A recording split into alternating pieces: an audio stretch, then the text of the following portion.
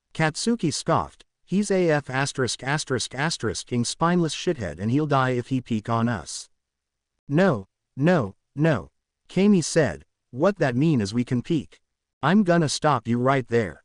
The rocker held her hand up to her with red face, we are not going to peek on Midoriya. What's the harm in that? The girl said, he's gonna be shirtless, it's not like he'll walk around nude, if he does, bonus. You can't peek on Izu. Pony shook her head with faint blush. She's right, that's wrong. Ochako blushed madly, Deku will be so upset if. Please don't peek on my fiancé. Shoko fastened skirt around her hip without batting her eyelash and the atmosphere became quiet as everyone looked at her with different reactions. Fiancé. The gravity girl chokes on her saliva. Whoa, whoa, since when were you two item? Mina waved her arms. He, someone stuttered. Shoko was kidding. Itsuka spoke up, they're not together at all. She's right, Shoko said, we are not together. Some girls released their breath until she speak again, yet. He hasn't given me his answer to my proposal. The girls stared at her as she cupped her chin, maybe I should be more forward with him. No one know what to say until Toru asked her, are you saying you have a feeling for him? Yes, I do, the dual-haired girl said, I love him and I desire to marry him. Like hell you will marry him. He's mine. ********ing bitch. Deku's mine in first place. Time to step it up.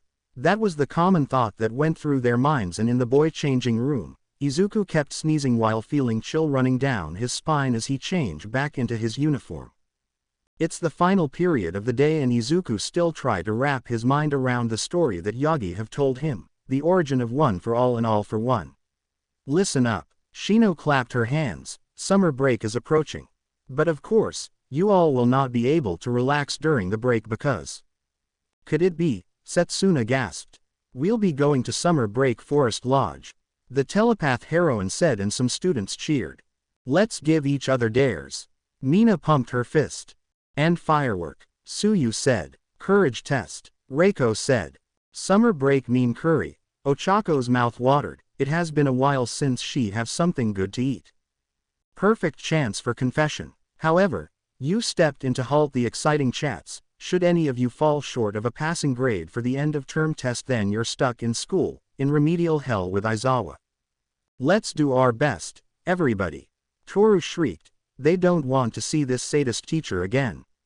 What a load, Katsuki snorted. Summer break, Izuku think to himself before he noticed Yu's glare in his Adam's apple bob. Is she mad at me about the hero killer? If that's the case, he made himself smaller with a nervous gulp.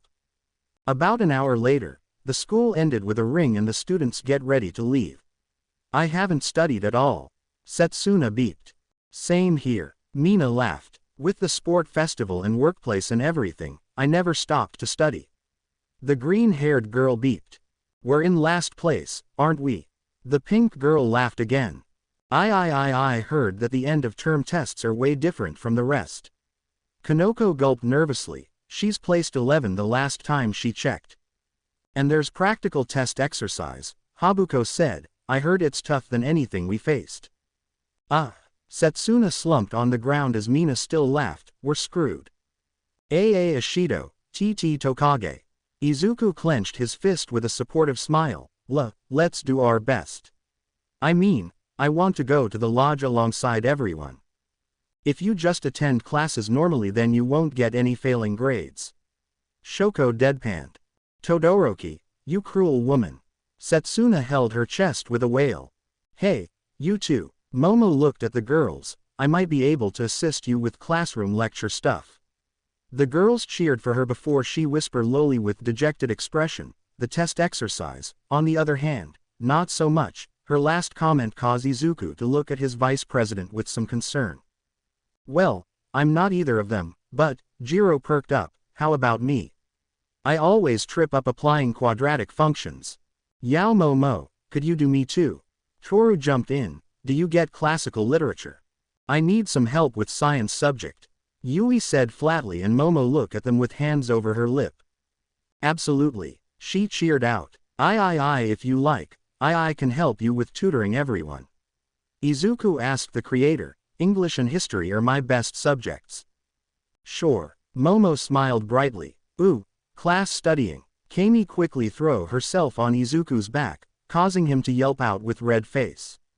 I want in. Nearly everyone want to join the group, and Momo's eyes sparkled greatly. She can't wait to be a good host. Damn F ****** ing bitches. F****** ing around. Katsuki stowed her stuff away with a twitching eyebrow, and the group discussed about the studying test, and when to meet at Momo's mansion, which she just gave them her address. What kind of practical test exercise will it be? Izuku wondered as he stepped out of his classroom. Will Sosaki-sensei tells me if I ask her? Hey, are you Midoriya Izuku? The nerd let out an frightened yelp as someone smacked his shoulder rapidly, and he turned his head to see a teenager girl, appearing to be a little older by couple years, with pale skin, big blue eyes, and extremely long, light blue hair that reaches all the way down to her legs, and Izuku swear that it was moving with some twirls. Izuku thought she looked so cute, but he don't say it out loud. Wait, she know his name. Why yes, how did you? Izuku was about asking her, but the girl suddenly invades his personal space nose to nose as words spout out from her mouth. I'm Hado Najire. I work under your Aunt Ryuko as her sidekick. Najire grinned. She told me a lot about you. I didn't know that you're this Midoriya Izuku. She told me that you're a late bloomer and that must be tough on you up until now. I saw you around before and during the sport festival.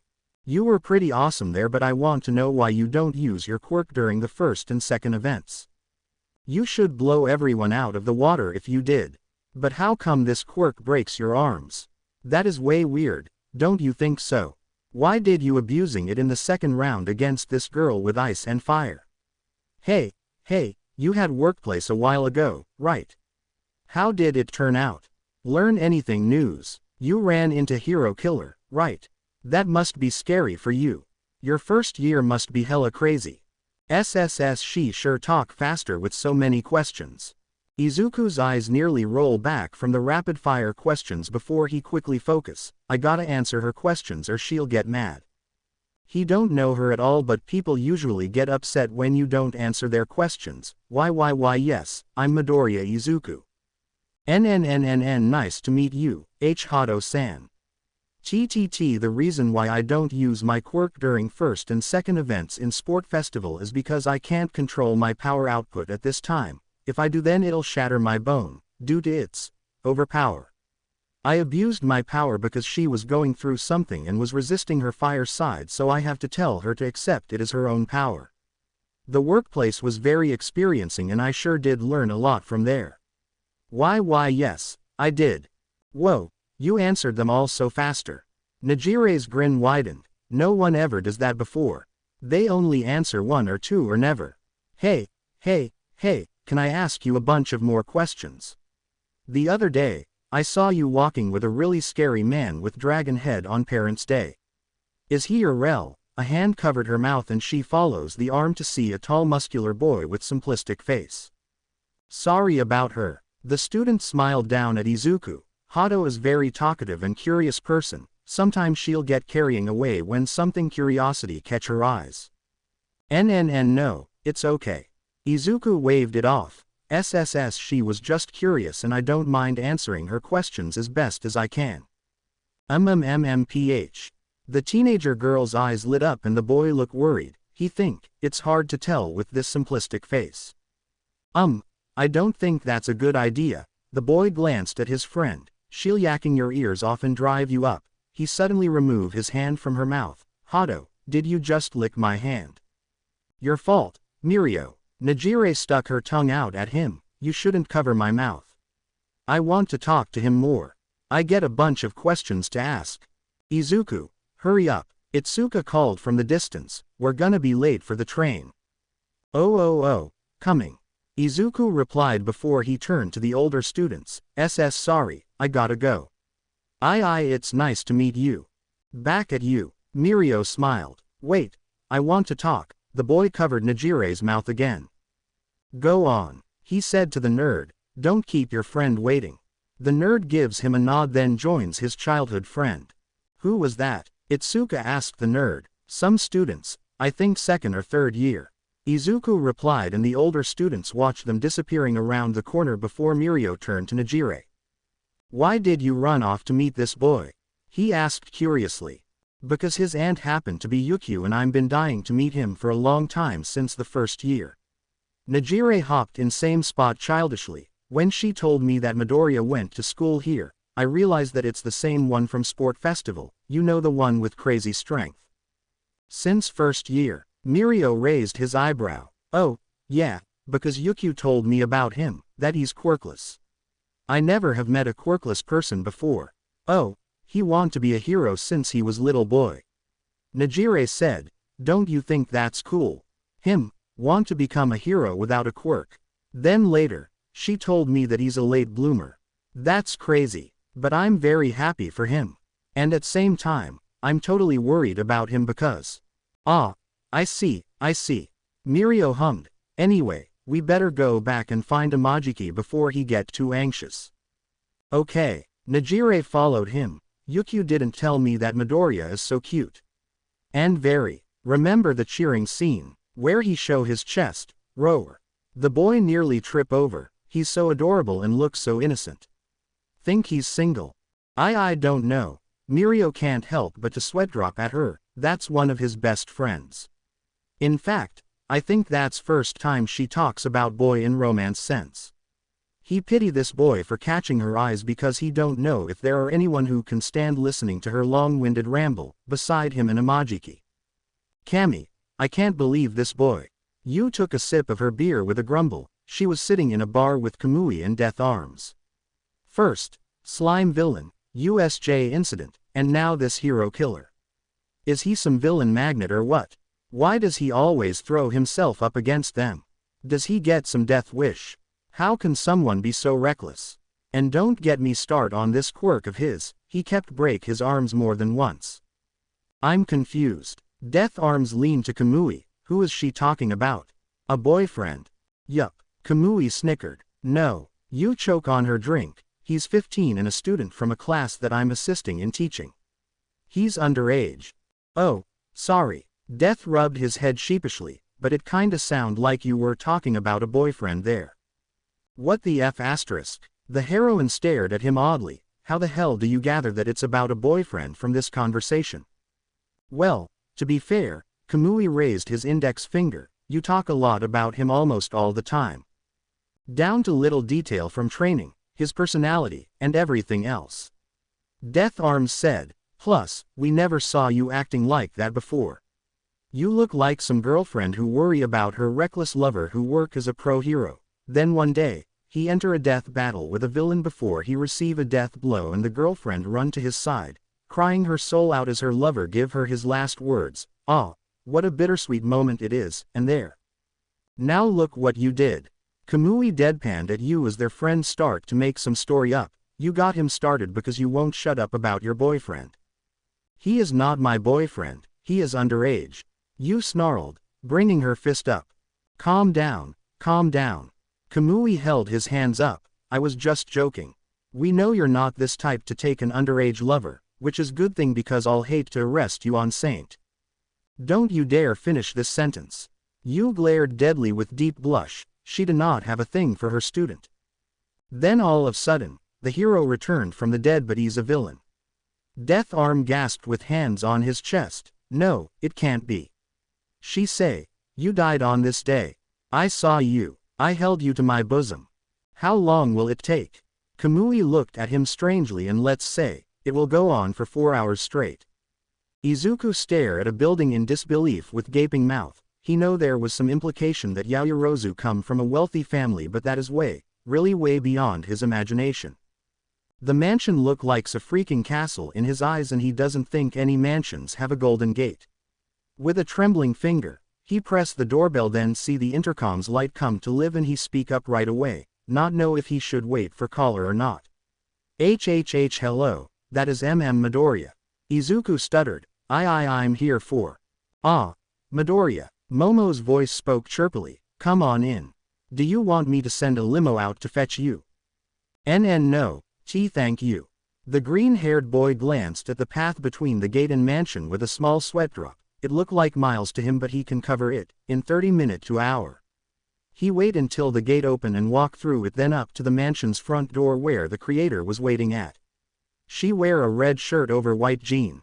Hello, Midoriya, you're a bit early. Momo greeted him with a small kind smile, showing him inside. Why yeah, I want to help setting things you up and discussing which subjects one of us can cover and help if someone gets stuck with. Izuku scratched the back of his head, sneaking few glances at a massive luxury lobby with a small sweat drop. Seriously, how much does this place cost? On second thought, he don't want to know. Ah, you come at perfect time.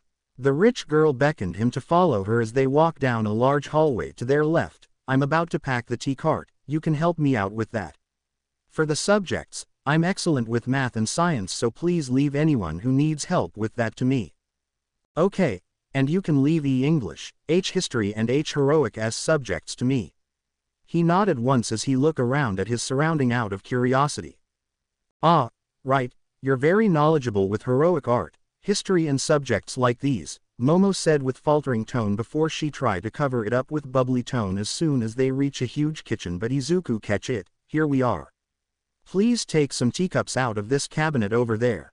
That one. Izuku made sure he get the right cabinets then start taking teacups out. Why Yaoyorozu, are you alright?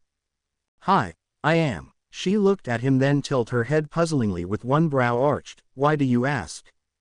Well, why you seem to be down lately, Izuku muttered as she blinked. But I guess I was wrong, sorry. He placed the cups on tray then pick it up as he turned to her. Does it go on top or under there? Momo gestured to second shelf of the cart as she watched him put tray away, keep staring at him when he walked back to counter to collect some more cups and her mouth open then close few times with some doubt until she finally speak up. Actually, you're right. Oh. He turned his head to her with a slight jerk. Really? DD do you want to talk about it? He waved his hands. It's okay if you don't have to if you don't want to. I might overstep the bound by saying that and forgetting to father. Yes, I would like to. She spoke to cut him off with clasped hands in front of her hip, if that's okay with you. Hi. Izuku nodded timidly. Please go ahead, you until you prefer to GG go somewhere else for privacy. We have a skeleton crew running right now, so here is fine because no one will walk in on us. Momo replied as she start boiling water and he locates some tea quietly. The boy can't help but to gape at thousands of variety tea boxes in front of his eyes. I'm starting to have some doubts about my place in heroic class. He turned to give her his full attention. I'm not sure if you know that, I got in through official recommendations. Really? His eyes lit up with a gasp. That's amazing. Oh, of course you got recommendations since it does make sense. Yes, because of my quirk. She sighed sadly and he blinked few times. What? And no, because of your intelligence and analytical skill. He shook his head. Oh, thank you, Momo uttered before she sighed again. I'm glad you think highly of me because I don't. The recommended students of UA should have excellent performance and yet, I'm the only one who hasn't left any noteworthy results. In Sport Festival, during the Human Cavalry, all I did was follow Todoroki's lead, and I was eliminated from the tournament when I was at my wit's end against Tokiyami. Then I accepted Uebami's internship, thinking she have seen something inside me and that I'll learn something from her, but it turned out she chose me because of my look and nothing else. Her eyes watering. All I did was just standing there like some prop and barely go on one patrol. She gazed at him. Then there's you. Me. Izuku pointed to himself with a confusing blink. What about me? You got in through entrance exam even when you barely have your quirk this late and yet, you overcome most of everyone, she said. You beat me by 2 votes and become our class president. In Sport Festival, you come in first place in both race and human cavalry without using your quirk once and using some out-of-the-box strategies. You got ahead of me in tournament and almost won against Todoroki, a talented recommended student. Then your quirk control improved greatly after your internship, despite your terrifying encounter with the hero killer, and you come up with some new amazing skills. Midoriya, you're amazing, like your quirk. I can't compare to you. What are you talking about? He blushed embarrassingly and shy. Why you're more amazing than me. Momo lifted her head up with a teary blink. I mean it, you're really amazing enough that I voted for you for the class president because, like I said before, you have high intelligence and analytical skill, so I thought you'll be excelled at that and I always rely on you as my vice president every day. Also, you shouldn't sell yourself short. I heard from Jiro that you took many villains down at USJ by yourself while defending the others, and it's a major noteworthy. About the sport festival, you should be proud because you're one of 20 students that make to the final event, and Tokiyami's really strong because I don't think I can win against Dark Shadow in my condition at this time. If you have knowledge of his quirk beforehand, you can easily take him down by creating flash bangs or any light sources. For the internship, I know that not everyone have best experience the first time and there's nothing I can say to change that, but I think you learn something from this experience, like not to accept someone's offer right away and that not everyone is suited to a specified agency. It'll take a while until you find the right one. Do you know that Manuel have to go through 5 different agencies until he find the right one before he went pro? Also, your quirk is very amazing that I'm very envious of you because you can create almost everything you need for any situations, and I'm sure you put a lot of effort into your quirk since you need to know the molecular structure of a specified item down to a single atom and what it's made from. At same time, I'm really glad you have this quirk and plan to use it for the great good. With your quirk, I bet you can come up with many strategies and easily execute them, depending on any conditions. I mean, if it was me, I won't know a single thing and I won't be able to do anything. I'll be terrifying if a villain or selfish person has this quirk, due to the endless possibilities of creation quirk, and no one can stop them. I really can't praise you enough. Why you're mumbling? Momo spoke up with a blush. She feel a warm swelling within her chest when she listened to him, and it's really amazing that she managed to catch almost everything he said. Sorry. Izuku stuttered with small blush. As I was saying, why you shouldn't think lowly of yourself, BB, because we're still in first year AA and we have a lot of time training, learning and master our QQ quirks. I bet next year, you'll blow everyone out of water in second year SS Sport Festival. Suddenly, Momo threw her arms around his neck to pull him into a tight hug and his face become bright red with widened eyes. Why? Thank you, she whispered into his ear, causing him to blush harder. For your encouragements. Why, you're www welcome. He kept stuttered with hovering arms, not sure what to do in this situation. Do he hug back, just keep his arms away from her or what? He honestly don't know if they are friends or just classmates. The creator leaned back, her arms remaining on his shoulders and her right hand slowly shift up to cup his cheek, causing his blushing face to burn hotly as he froze up. You're a good friend, is there anything I can do to repay you? Momo whispered softly as her thumb rubbed part of his cheek gently in a small circular motion and her head unknowingly leaned closer slowly. Wait.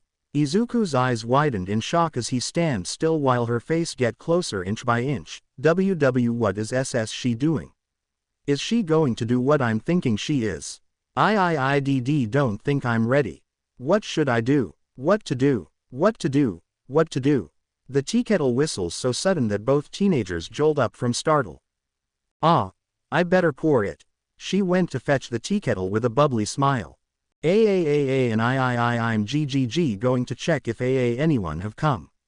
He spun around then walk out stiffly, wondering if he was just imagine it or not and trying to come up with different explanation.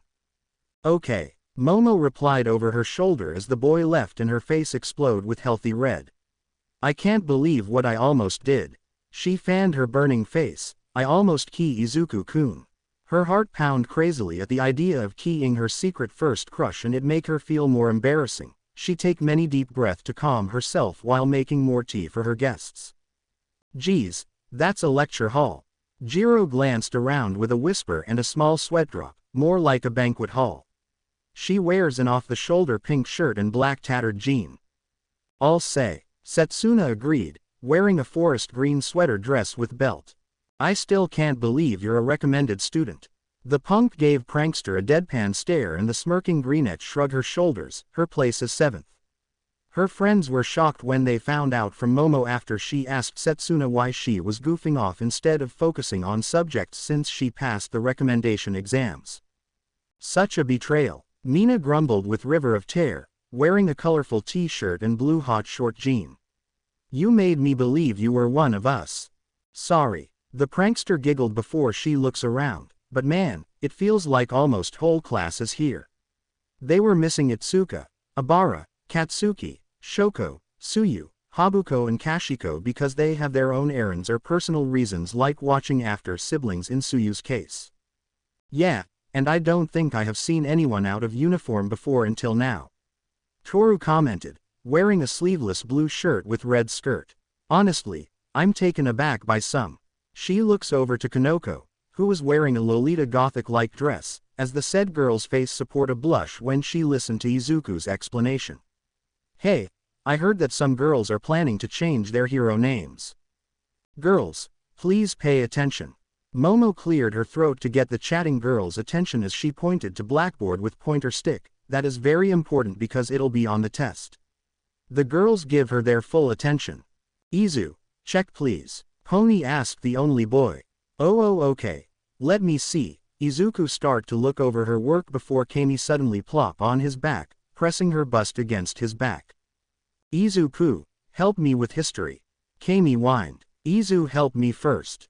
The foreigner girl said, leaning on Izuku's other side in order to speak to the poor boy start to spazzing out with heavy stutter. The reason why he act like that is because Pony was wearing a crop top, that show off a lot of skin, over tight jean and Kami wear a white button-down shirt with few buttons undone, which expose a healthy amount of her cleavage and bit of some kind of lacy bra, and very short black skirt with leg-warmer socks. Gyaru is at it again. Yui commented flatly, girls, give the poor boy some space. Kaoruko shook her head at them while Ochako laughed at her friend's reaction. Not yet, fam, I need some dose of Izu-pu. The attractive teenager snuggled up against the blushing boy. Izu-pu, how about we go? Yutsushimi, I see you need some help with math. Momo placed hand on the flirter's shoulder, looking down at her math homework and Kami simply pout as the rich girl dragged her over to her group. The group study continued until it was time for them to go home before it get dark. Finally, Mina threw her arms up in celebration as she walked out with her classmates in their heroic outfits. We're done with written exams. Woo! Few girls laughed at her action. Today is the final exam and some feel relieved after finished the first part of finals. We still have test exercise to do. Itsuka reminded the acid creator with a small smile. Yeah, but it's against the robots so we're all good anyway. The pink girl laughed happily. I think I did great on the exam, thanks to Yaomomo and Midori. Please wait until after you get the results before you thank us. Momo said, and they approached their teacher, only to look confusing and curious when they see the UA staff lining up. The test exercise will begin shortly. Shino smiled at her students. Obviously, you can fail this test, too, so if you want to head to the Forest Lodge, then we'd better not see any pitiful blunders from you. Aizawa said. Why so many teachers? Kyoka asked. We've no doubt you all learned what information you could of the test beforehand, so I think you already hold a vague notion of what you are to do, the scruffy teacher muttered. Sure, like the entrance exam, it's robot battle game. Setsuna grinned. I can just see the fireworks. Mina pumped her fist merrily. The curry. The dare sessions. Sorry, I'm afraid not. Nezu suddenly popped up from Aizawa's scarf with a wide grin. Due to various reasons, we're changing the contents of the test, starting today. Principal. Izuku gasped. What do you mean? Momo asked the principal as he climbs down the scruffy teacher to ground. Well, the creature said, fears of a surge in villainy and what you have went through, we decide something new to assurance the society. From now on, we'll focus our tests more on person battle activities and emphasizing a teaching environment closer to that of real battle. Which, girls and boy, is all to say, that henceforth we will have you form pairs to engage in combat with one of these here educators. He gestured to his staff as some students become nervous. Now, who all of you are paired with and which teacher you'll be fighting have already been decided. The way you tend to move, your grades, and your degree of familiarity, we personally judged how you'll be pairing up based on all sorts of things, and we'll list the matchups now. He cleared his throat as he take a clipboard from 13. First off, Todoroki's with Yaoyorozu as a team against Eraserhead. Kendo, you're with, the said girl sneak a glance at Izuku, hoping they'll team up so he can rely on her once again. Bakugo. Katsuki turned to her partner with a sneer. Bah. Kendo looked surprised but very displeased. And your opponent will be, the principal smiled. I'm here to oblige. All Might appeared with his trademarked grin. Now cooperate and come at me to win, Wonder Duo. Welp, look like we have 2 funerals to attend at end of the day. Kami said with slight relieved tone. Most of her classmates felt very relieved to not go against the number 1 hero. Ashido and Yutsushimi will be against me. Nezu continued. Uraraka and Iwata will be against 13. Jiro and Tsunotori will face Present Mike. Asui and Tokage will face Ectoplasm. Hagakure and Midoriya will be against Snipe. Shiozaki and Komori will be against Power Loader. Kodai and Yanagi will be against Smentos. Mongoose and Sekigai will face Midnight. The 10 teams will be starting in their respective stages simultaneously. Aizawa said, the general outline of the test will be explained by each of teachers you'll be battling. You're to be transported by the campus buses. Time is precious, so get in them promptly. Sensei's not taking part. Suyu tilted her head with finger on the corner of her lip. I'm not really a combat type. Shino smiled, and I work best in teams so. And Mount Lady, Shiozaki asked out of curiosity. She's grading the finals paper as we are speaking. Their homeroom teacher replied before she ushered them to their own buses. Good luck, because you need it. Izuku's ride was pretty quiet on the way to the battle stage as the boy was trying to figure out the purpose of matchup and how they can go up against Snipe and his homing quirk. Does he do that a lot? Snipe pointed to the mumbling boy with his gun, his sweat dropped slowly and large by each minute. Boy sure get a big lung on him. You'll get used to it. Toru giggled before she nudged her partner's shoulder. You're mumbling. Oh, sorry. Izuku turned his red face away from her. It's fine, it's fine. The giggling invisible girl elbowed him playfully, and I told you before, you can look at me all you want. I don't mind it, Cutie. Her blushing partner squeaked at that. Anyway, she stretches her arms out above her head. Get any ideas why we're going up against Snipe? My guess. He hummed. It's possibly BB because we never went up against LL long-range opponents and this exam is to teach us WW what to do in this situation. I might have hard time in this one since I'm a close-range fighter. Ah, you must be right. Toru agreed with a hum. I may be a stealthy person but a gunslinger can take me out in one go if I make a mistake.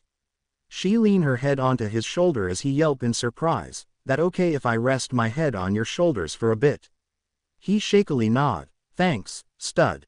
So, she hummed, about the other teams, what do you think why they pair us up like that? Well, those are just SSS speculations of mine. Izuku stuttered with atomic blush as he tried to take his mind off the fact that a nude girl is lying on his side.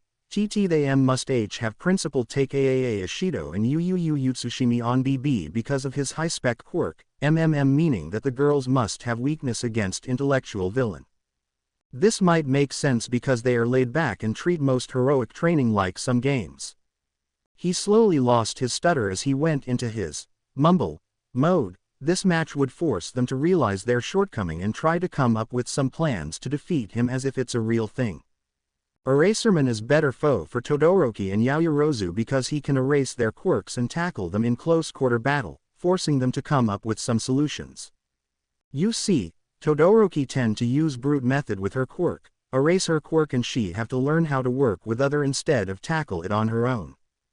Yaoyorozu's quirk allow her to be balanced in everything but if it was take away from her, Yaoyorozu either have to take Eraserhead on hand-to-hand combat, make some quick judgment or try to avoid his line of sight to regain her quirk. He cupped his chin in deep thought. Itsuka and Kachan can't stand each other so that would force them to work together against a strongest opponent and I don't know if All Might will hold back. For Tsuyu and Tokage, Ectoplasm will. His quirk is strength enhancement, right. Snipe stared at the rambling boy in shock, wondering how he gets some right and if he has more than one quirk like this Todoroki filly. Ooh, I see. The invisible girl muttered but she was half listening to him as she copped some feeling on his arm to see if he noticed, which he didn't. Damn, if this costume doesn't hide his body, I'll be all over him already. She decided that if they passed this exam, she'll invite him out to eat and try getting close. Here we are. Snipe stepped off the bus with two students as soon as the vehicle reaches its destination and he turned to face them. That is where we'll have our good old standoff. He led them inside to reveal a simulated subterranean with rocky terrain and many stone pillars, then turned back to them again with hand on his hat. I'll explain it now. The time limit is 30 minutes and your win conditions. Either slap the irons on me, he lift a pair of handcuff up, or escape from this stage through the designated gate, which is the very one that we came in through. Kinda like Battle Trail. Toru tilted her head, and it's okay to flee. Yep. The gunslinger hero tossed the handcuff to the teenagers, but that won't be easy because you're going up against someone on higher level and we are going to do it like a real battle, you know. Suppose you've come across a villain. If you can fight and win, then that's fine. That being said, if the gap in power is too big then it's wiser to run and call for backup. You follow me. I see. Izuku nodded. Win by fighting or win by fleeing. Bingo. Snipe twirled his guns as he led them somewhere deeper. I'm using non-lethal bullets so you won't get wounded badly but it'll hurt like hell and if you got shot more than once in any fatal place, you're out and might get automatic failure if both of you go down. I won't use my homing quirk often but you'll never know if it'll come or not so watch out. He halted in his trail to turn around to face the heroes in training. Alright, you two will wait here until Recovery Girl give you the signal from station. He tipped his hat to them as he walked away. I'm going to take my place and get ready for our duel. We're in middle of the stage, right? The invisible girl studies the surrounding. Hi. The inheritor confirmed. To pass the exam, we have two options. Logically, it'll be better if we flee and take cover behind pillars to avoid his line of SS sight. If he can't see us, he can't use his homing quirk. I agree. Toru nodded. Zigzag and all. If we're taking the stealth route, I have to be careful not to disturb these rocks, Her glove pointed to cluster of rocks around them, but I don't think we can outrun the bullets. She paused before she turned to her partner. Can you? I don't think I can outrun it with full cowl at the moment.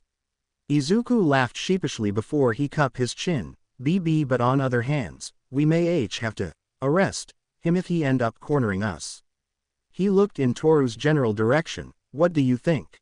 Is there any way you want to go with? I prefer fleeing, but who know how it'll turn out. The invisible girl shrugged her shoulders, earning a nod from her partner. They're going up against a veteran pro hero after all. Everybody's at their marks, I take it. Recovery Girl's voice announced through the loudspeaker as the teams get ready. In that case, now's the time, freshmen of UA High. Let's begin the end of term test. Ready. The countdown start with a loud beep. Go. Suddenly, several gunshots echoed. Take cover. Deku shouted to warn his partner, and they both dove behind a pillar to avoid some bullets, and they barely avoid a curving bullet. Shit. Invisible Girl yelped. He's seriously going after us. The exam barely just start. Keep moving. The one for all user activate his full cowl, then scoop his partner up. We need to get out of here and hide somewhere else. Understand. She hollered as her partner quickly jumps from cover to cover so they can find some place for a breather and come up with strategy. In a different stage that resemble a city, Itsuka locked her jaw tighter as she chased after her hot-headed partner, and she yanked Katsuki's arm roughly. I said stop. Bah, the martial artist growled. Don't follow me. Katsuki snarled as she pulled her arm back. It's F*********ing obvious I should just knock him out. No, we have to avoid him at any cost. Itsuka hissed. I'll lead him around by the nose up until the final moments, and then I'll smash him when he's tuckered out. The explosive girl scowled. Me?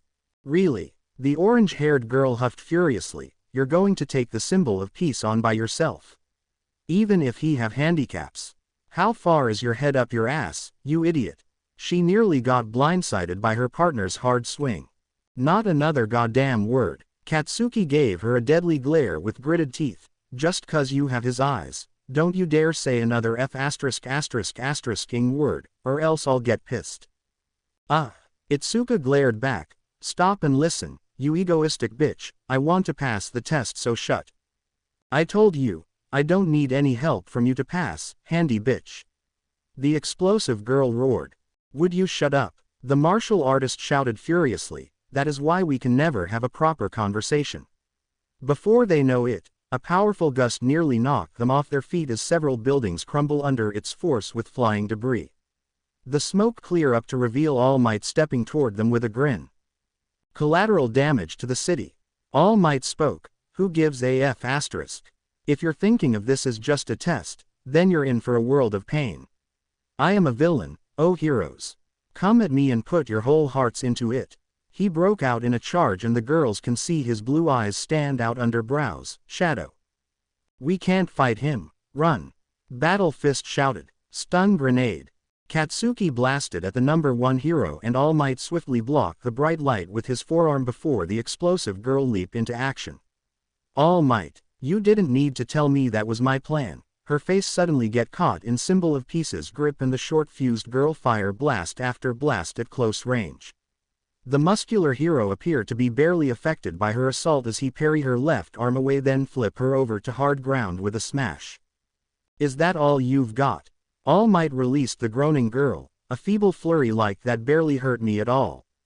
His head turned to Itsuka as she attempted to make for a run, and now, the number one hero appeared in front of her with a skid. You'll soon join her, Kendo my girl. You going to abandon the team and run? The orange-haired girl quickly jumps backward up in air to get away from the hero. That's not a good move. The hero said to her. Confusion and her unasked question have been answered when she hear a shout. Move, bitch. Katsuki roared in midair with blasting hands before they clash, dropping to hard pavement with ungraceful tumble. King told you to move. The violent girl swiftly get up, then powerwalk to the hero. I'm telling you. Battle Fist shouted furiously, there's no way you can win against All Might directly. Shut up. The explosive girl snarled, I will win. Because that's what a hero does. The point of this test is not to win against stronger opponent. The martial artist grabbed her reckless partner's arm roughly. "Let go of me." Katsuki turned her head to glare at her partner. "Don't King touch." For the time being, All Might's voice came from above and both girls' heads snapped up to see the hero with torn guardrail. The girls have no idea where he get this thing, neither how he move without their notice. A present for the girl who would run. The muscular hero trapped Battle Fist by pin her down with rail, sticking it deeply into the pavement and then punched the explosive girl's stomach, launching her away, and it was all done in a single blink. The giant walked closer to the vomiting explosive girl at his own pace. "I understand. It's because of young Kendo have young Midoriya's eyes and his sudden growth, is it not?" Katsuki's eyes snapped up to him. "If you compare someone at level 1 to someone at level 50, then the pace at which they grow can't be totally even, now can it? At same time, you think if you beat me, young Midoriya will turn his attention on you as you want him to. What you're doing, it's such a waste, girl. Don't you get it? Surely you must. Even you can still grow so much. But what needs to grow isn't your strength. Shut your mouth, All Might." The violent girl pushed herself up with heavy breaths, and at same time, Battle Fist slowly wedging her left hand in between herself and rail with her right hand planted on ground. "You know what?" Itsuka quietly enlarged her hands as the rail pushed upward with a soft groan. This shit. I'm leaving her here and go to the gate myself. She now no longer care if she'll fail this exam because Bakugo won't listen to her anyway. The furious martial artist quietly wiggle backward out under the rail, then sneak away without the number 1 hero's notice as he smacked the violent girl around, then counter her wild attacks until she unpinned her grenade glove to unleash a powerful explosive at the muscular hero. Eraserhead is completely at loss for word. Yaoyorozu and Todoroki have caught him in a short time with Yaoyorozu's plan. That don't make any sense at first because he have been spying on his assigned team for days and he was able to tell that the rich girl have lose her confidence lately, even compare herself to other students that was doing better than her when she should know that not everyone are same in talent and skills, and yet she come at him with full confidence and take lead as her partner follow each order the rich girl gave her. He wonder how she regain her confidence in between before the exam. Did she talk to someone else or? He wondered to himself. Was it really that easy? Shoko asked flatly. No, I mean, Momo paused her lips. When I tried to launch the catapult's volley, I slipped up. Sensei noticed and took some distance, and in the opening that gave him, he should have been able to prevent what came next, but, she turned to the underground hero. Sensei, you deliberately made it seems as though you were caught in our trap. I was just keeping an eye on Todoroki right next to you. Shota spoke. I was able to see you, but Todoroki was concealed by the cloth. I thought I was going to be frozen. And I thought retreating back was my best option. So I guess that all went according to your plans, then. It really did come down to whether we had time. The dual-haired girl said, thanks. She noticed that Momo was covering her mouth. What's the matter?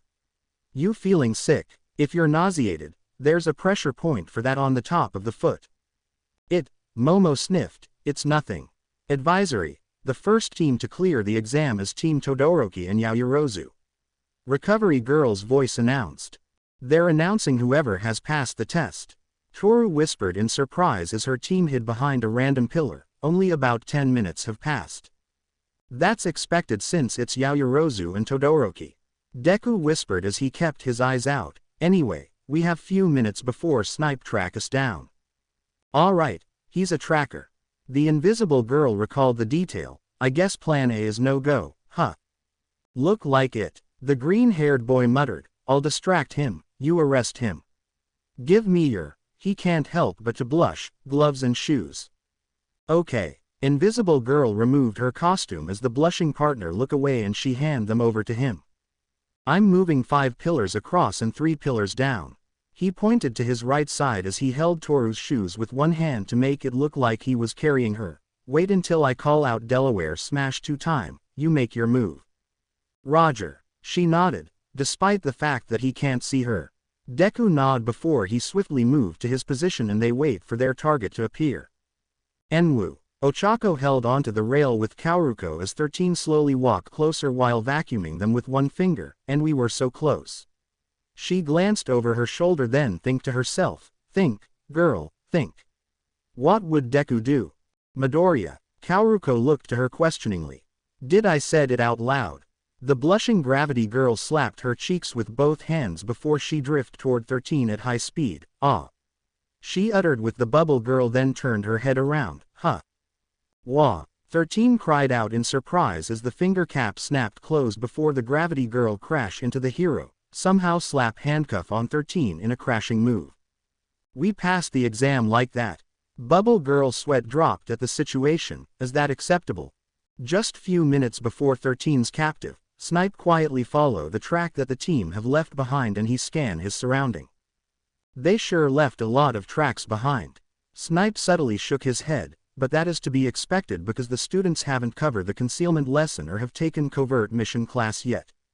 A flick of green and white went by the corner of his eyes from right and he turned around, swatting the hammer of his gun 3 times as the bullets curved behind the pillar. He feels his bullets hit stone through his quirk, following by a yelp and skidding in dirt.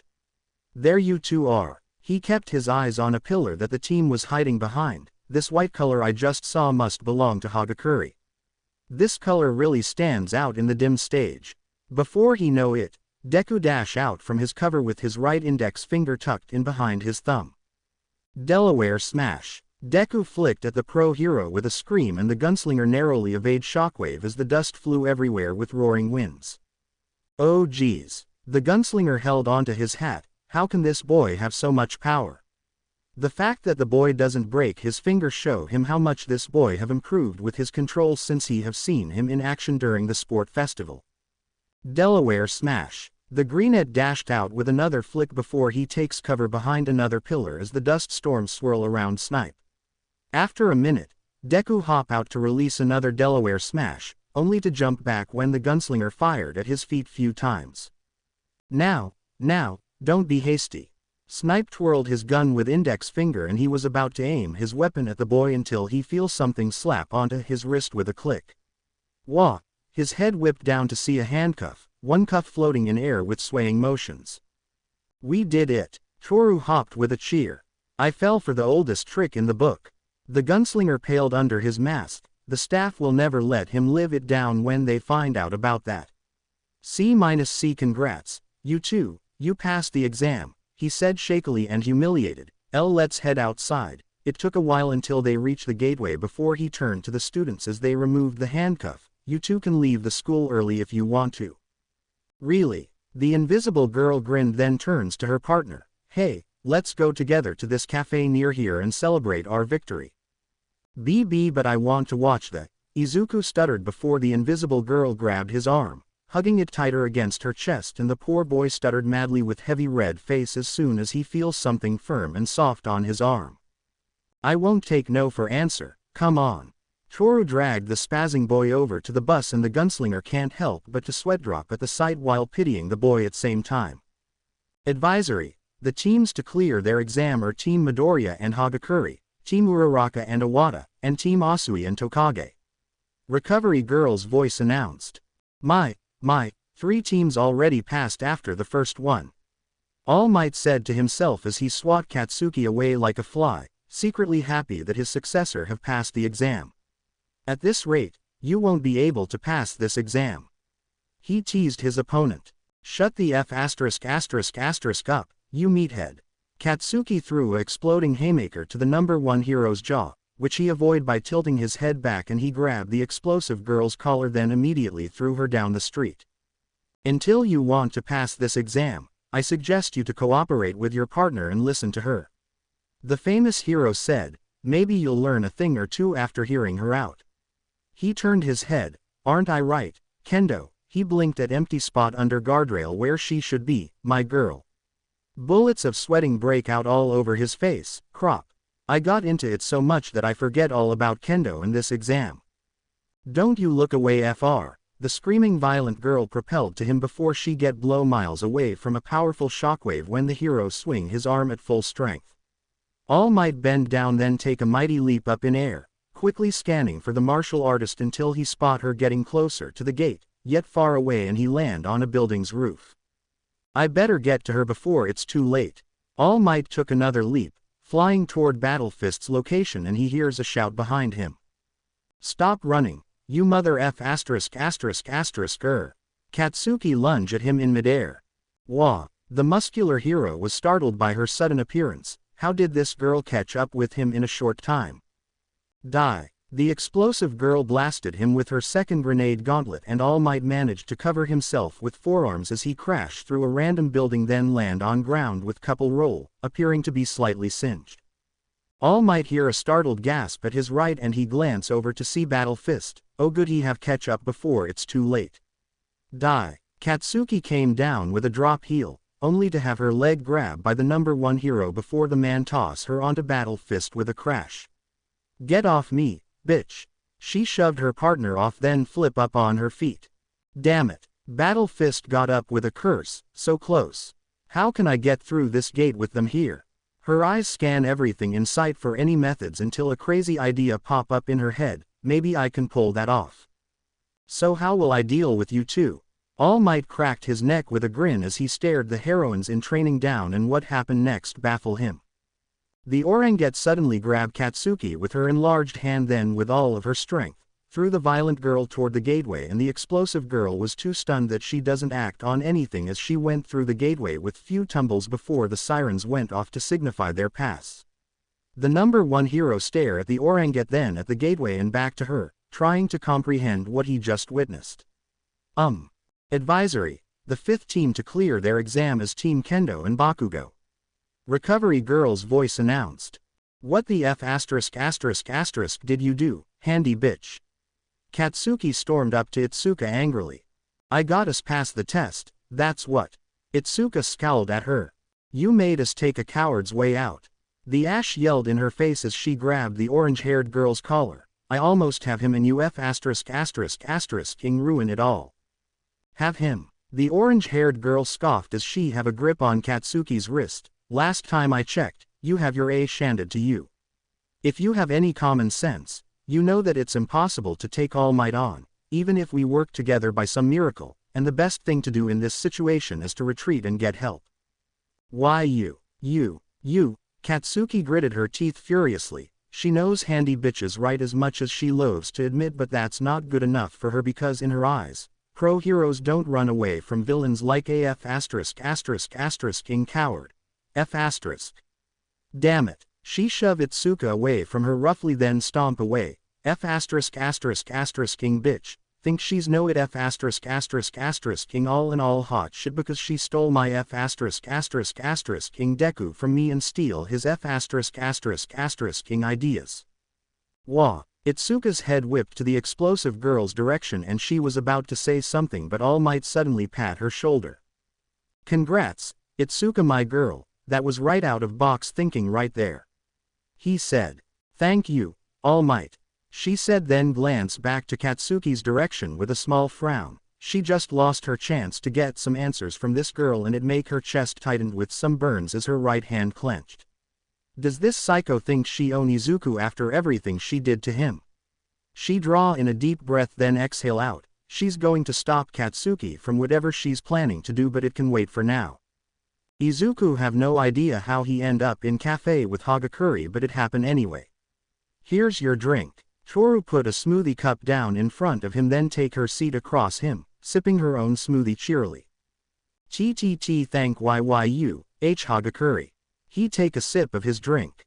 Call me Toru, the invisible teenager said before she giggle as soon as Izuku choke on his smoothie. Are you SSS sure? Izuku coughed to clear his airway with blush. Yup, Izuku, I'm sure. Toru grinned widely as the poor boy stuttered crazily at mention of his first name. It's so unfair that you call some girls by their first name and not me. Well, we barely KKK know each other TT this well, he said. Then let's change that. The invisible girl leaned forward with a wide grin that he can't see. Ask me anything and I'll answer it. Oh. She clapped. No questions about quirk or hero relating stuff, because I'm pretty sure that's the first thing you want to ask. Izuku rummaged his head for a bit. What's your FFF favorite things? Caramels and Dakiri shows. Toru chirped. I really love the reactions that pro heroes and celebrities make when they got pranked without knowing that they're on camera. I often look at some oldest videos from pre-quirk era, they're pretty hilarious. Really? He said. Yup, she nodded, despite the fact that he can't see her head. What about you? What's your favorite stuff, beside fanboying over pro heroes and quirks? That caused him to blush out of embarrassment. I'm not this bad. Sure. She teased with a giggle and the blushing boy answer her questions, then they share some answers and questions while making some small talk here and there. The next day, Mina was sniffling loudly with Kami while Yui and Reiko stand in background with unreadable expressions before the acid user laughed sadly. Oh my god, Mina tried her best not to cry. You guys, I'm totes looking forward to all your stories, oh god. Don't despair. Izuku tried to cheer his dejected classmates up. You don't know, there could totally be SSS some unexpected twist. No, Midori, if you say that, you'll jinx it. Setsuna warned him with hand on his shoulder. But, the bush-haired boy stuttered before the bell rang and their homeroom teacher entered with her assistant as the students quickly take their seats. Good morning. Shino greeted her class with a smile. Now about your end-of-term exams. She checked the papers. I hate to say that some of you have failed. Two certain students look very disappointed. At least, everybody's going to the Forest Lodge. What a twist. Both Mina and Kami cried out with tears. There were 0 failing grades for the written exam. The teacher chuckled wearily at her students' silly antic. For the practical, Kodai, Utsushimi, Ashido and Yanagi all failed. The matchup was bad from the first moment. Reiko muttered flatly. Smintos didn't hold back and just cocooned the girls in cement right at the very beginning. Little did she know is that the said teacher just got Chu out for going all out when he should have held a little back in first place. For the exam, we, villains, left you a way to win while gauging how you faced the challenges we set for each of you.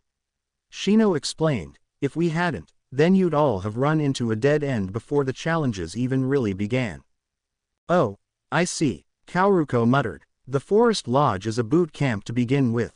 The telepath heroine said as both Mina and Kami cheered together, so the students who failed are the ones who need it the most. The cheering girls froze. These who failed will receive special remedial periods. With Aizawa, you finished Shino's sentence, meaning, it's going to be harder than what you learn in the classes. Phew, Kami wailed in horror. Midoriya, please come up and take the lodge guides to pass them out. Shino called out to the said boy. Hi, Izuku get up to fetch the schedule papers then pass them out to his classmates. Well, everyone are going so I'm kinda happy about that.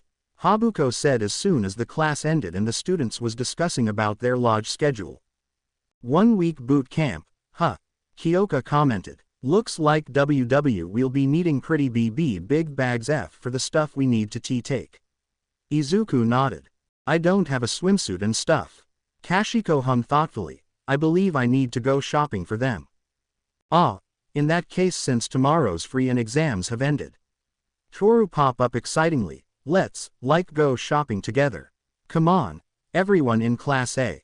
That's a great idea. Mina propped on Izuku's back, freaked him out a bit to her amusement. Akutali, won't this be the first time?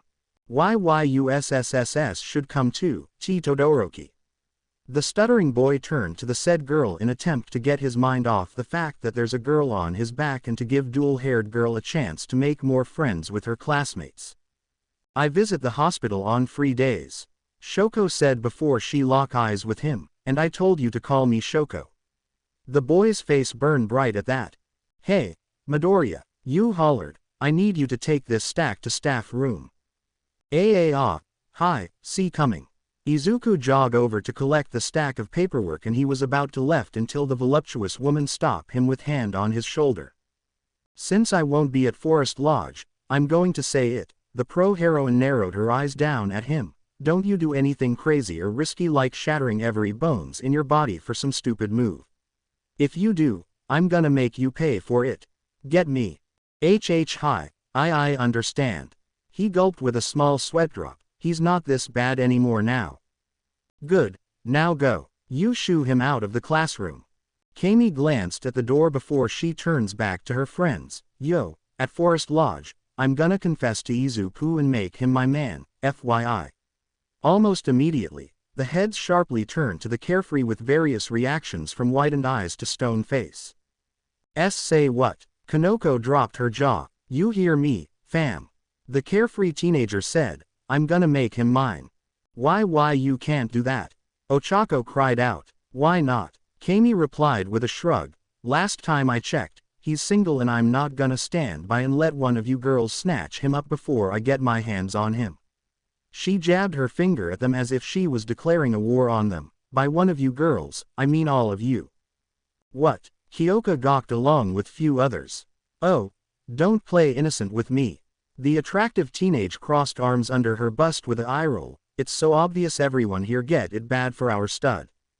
That's not true. Kashiko pushed her glasses up. I do not have an infatuation for Midoriya. Oh, that's so. Kami hummed with finger on her lower lip. Then why do you keep hanging out with him in library or have new drawing of Izuku hidden in your notebooks? Almost everyone's head snapped to the glass-wearing girl in pure shock. We were just studying and the drawings were a reference for something else. She kept her glasses up with trembling hand as she resisted her nosebleed. I don't draw anything down there. Aside the fact that she draw Midoriya inappropriately, she's right about one thing. Habuko spoke. Not everyone have a crush on him. Like me, That's not true. Suyu spoke with finger on her chin. You have a crush on him. The snake girl blushed madly with some stutter. And while I'm at it, I must confess that I also have a crush on him for a while lately. He have a good personality and a good looker. I respect him very much and he have my full trust. She tilted her head slightly, although, I believe I developed some feeling for him after he saved me more than once during the USJ incident like Kanoko here. Wait, you know. The mushroom creator cried out in pure shock. Everyone but Midoriya know. Setsuna patted her head with a light chuckle as the brunette's face turned red. You always become nervous and shy around him. Even give him baked cookies once a week.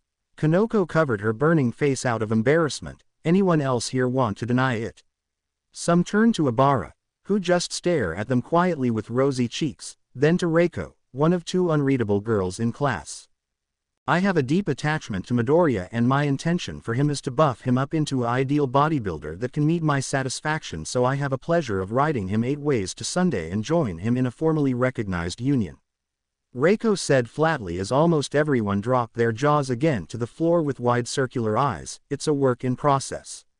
I have to act with haste, after seeing that I'm falling a bit behind on my schedule of seducing him. My Kami, does everyone here have a crush on Midoriya to some degree? Kyoka gaped at her classmates. Yup, look like it. Mina threw her arm around the gaping rocker with a sagely nod. Guess Midori's living up to harem king rumor. If **** king swear to Kami if a villain proclaims her love for him, I'm going to punch someone in mouth. The punk's eyebrow twitched with a heavy sigh and most girls just stare at each other in pure confusion, shock and more confusion. Fat chance of that happening. The acid generator laughed out loud. It's like saying he'll get attentions from pro heroine, senpai or any girls from other departments. She snorted again. I'll eat my favorite sneakers if that happen. Along with your jacket. Kyoka's sweat dropped. That's if he show up with a daughter, like you said. Mina snorted again. Unknown to everyone, Itsuka stared at them blankly with her fists clenched tightly. At this rate she may lose Izuku to one of them and she need to do something before it's too late. Why can't my life be easier? What is happening? Izuku sweated bullets with quivering jaw. His back pushed up against the wall as he stared into eyes with unique pupils that shaped like little star or cloud, and the owner, a slender athletic girl, was giving him an open grin. He just dropped the stack off at the staff room and was on his way back until this person suddenly appears in front of him and smash both of her hands on wall between his head, startling him into backing up against the wall. I finally found you, little bun. Her grin widened and the boy blinked rapidly at this nickname as he glanced up and down her appearance. She was wearing UA uniform. She have a light-colored hair that reaches down to her shoulders with part of her hair tucked behind one ear. a dark round eyes that slope downwards slightly with long eyelashes and noticeably dark eye makeup, and she have a pair of puffy, cloud-shaped earrings. It's really odd for her to call him little when she's few inches shorter than him. You have no idea how long I've been looking forward to meet you, little bun. I'm SSSS sorry, WW who are why you? He gulped. I'm Fuwa Mawata from Class 2A. The girl kept grinned. I interned under your dad at his agency. My dad. Izuku blinked rapidly. Really? SS since when? A little at the end of my first year, about half a year now. Mawata answered as she stands up straight, tucking her hands inside her pockets. Your dad and everyone talk a lot about you at agency. SS sound like them. He laughed lightly. Nothing embarrassing, I hope. Mawata's wide grin make him very nervous. He really hoped that his dad don't tell her some most embarrassing stories. Wait, he realized something else. CC Class 2A. D does that mean why you're my senpai? Yeah, I am. She nodded with relaxed smile. You can call me Fuwu senpai if you want to. The boy nodded meekly before she mess his hair up. If you get any problems and need help like someone harassing you, come to me and Oni-chan will take care of it. Okay. Izuku paused before he shout in shock, Oni. See you around, little bun. Mawata fluffed his hair up before she walk away with a light wave, and the poor boy was so bewildered. The second-year student thinks back to her interning work. I want you to keep track on my little bun and protect him at all cost. Hisashi towering over Mawata in an intimidating fashion as smokes burrowing from his tightened mouth. Report back to me if any no-good girls sink their claws into my little bun. Deal with them if you can. If you do, he lift up a plate of streaming large sponge cake. There's a fluffy sponge cake in it for you. Deal. Mawata flicked her thumb up with a big drool. They don't tell me how fluffy little bun is. She giggled to herself. That was weird. Izuku blinked once before he shake his head clear, then returned to his classroom, and he was confusing why some girls act weird. Did something happen between them? And so we've arrived. Mina pumped her fist up the very next day at a mall with her group. It's the mall that boasts the most shops in the prefecture, on the leading edge of today's youth. It's the Kiyoshi Ward Shopping Mall. Wow, they don't just cover everybody individual quirk-related needs through sheer inventory size. Izuku glanced around in excitement. They can also attract customers through their extensive collection of designs made to fit any and all demographics from teens to seniors. And calm down, you'll frighten the little children. Abara laughed wearily, wearing a long dress that covered whole of her body. Yo, dude, check it out. Aren't those UA kids? A stranger hollered out in distance. Woo, sports festival. Wow, there are some people who still remember us. Ochako said in surprise. For the time being, I need to get a big carrying bag. Kyoka held her hands out wide to show how big she want her bag to be. Oh, in that case why don't we look for one together? Momo smiled bubbly. I need to buy some outdoor shoes. The pink girl hummed. Ah, me too, me too. Toru hopped. Where do they sell goods? Kami asked, looking around. Seeing as we've all got different aims why don't we decide on a meeting spot and split up? Setsuna grinned, and they quickly decide on the meeting place before splitting up right away. Wow, the boy muttered as he stands with Ochako, Itsuka, Yui and Pony, everyone's so quick-paced. He turned to the gravity girl since she was standing next to him. What will you do, Uraraka? I really want some heavy-ish wrist weights, so. I need, bug repellent. She turned to meet his eyes before her rosy cheek burned bright. She suddenly ran off with rapid waving arm while covering her face with another hand. Bug repellent. Izuku looked so bewildered by Ochako's action. Come on, Izuku, let's go check the sports store out to see if they have what you need. Itsuka patted her best friend's shoulder before she guided Izuku and girls to the said store on second floor. If they have stick around a bit longer, they would have run into Tamura. The said lanky villain stand near the fountain, and he look around, wondering why he decide to show up at this place. Damn it, Tamura scratched his neck furiously. Why did I come here? He turns around on his heels and returns to where he comes from. Izuku, I'm going to the workers and check to see if they have some sleeping bags. Itsuka said as she looks around. Want me to ask anything else while I'm at it? No, I'm good here. Izuku looked up from the shelves with a shaking head and the Oranget give him a nod before she walk off, leaving him behind with the other girls. The Greenette stand up then glance around for something that he may have to buy for the trip as the girls chat about random things or whichever essential items they should bring with them until his gaze land upon a person, who have been standing next to him the whole time and that almost make him scream out with a jump. He did jump a little. KK Kodai. How long have you been there for? He didn't notice her at all. A while. Yui replied flatly. Oh. He rubbed his head and they stand in silence for a few minutes until the emotionless girl turned to him. Want to look around with me for a bit? She asked. Hi. Izuku nodded after few moments. He don't see any harm in that. Yui walk ahead and he follow her as they wander around inside the store, stop few times to look at things. She spots something that catch her interest and she pick it up as Izuku glance at the item out of curiosity. It was a matching phone straps with Snow Bunny's charm. Buy it for me. Huh, he blinked. For the hot dog, she said and he remember the sport festival. Oh, sure. Izuku take it then pay the cashier right away. It's really good thing this item is pretty cheap. Here. He gave her the straps along with the receipt in case if someone has to stop her at the doors. Thank you. Yui took the item then unwrap it to give one strap to him. Here. He blinked confusingly as he take it. Why or why you giving it to me? Need just one. She shrugged. And you're my friend. Oh. Thank you for it. Izuku decide to attach the new strap to his phone and he never notice a barely noticeable upward twitching of Yui's lips as she add her to her phone. They wander around until Itsuka approached them with a smile and bags in her arms. Hey, guys, I found some sleeping bags that you two must like. Itsuka said, handing the bags over to her friends. No way. The Greenette's eyes lit up brightly at the bag in his hand. Is that the latest edition of All Might's sleeping bag? I don't know this place have it. Hero Otaku. Yui deadpanned and the Oranget just giggled. After purchased what he need, Izuku decide to wander around the mall by himself since the group are shopping for swimsuits and he don't want anything to get awkward by being there. Is there anything else I should bring?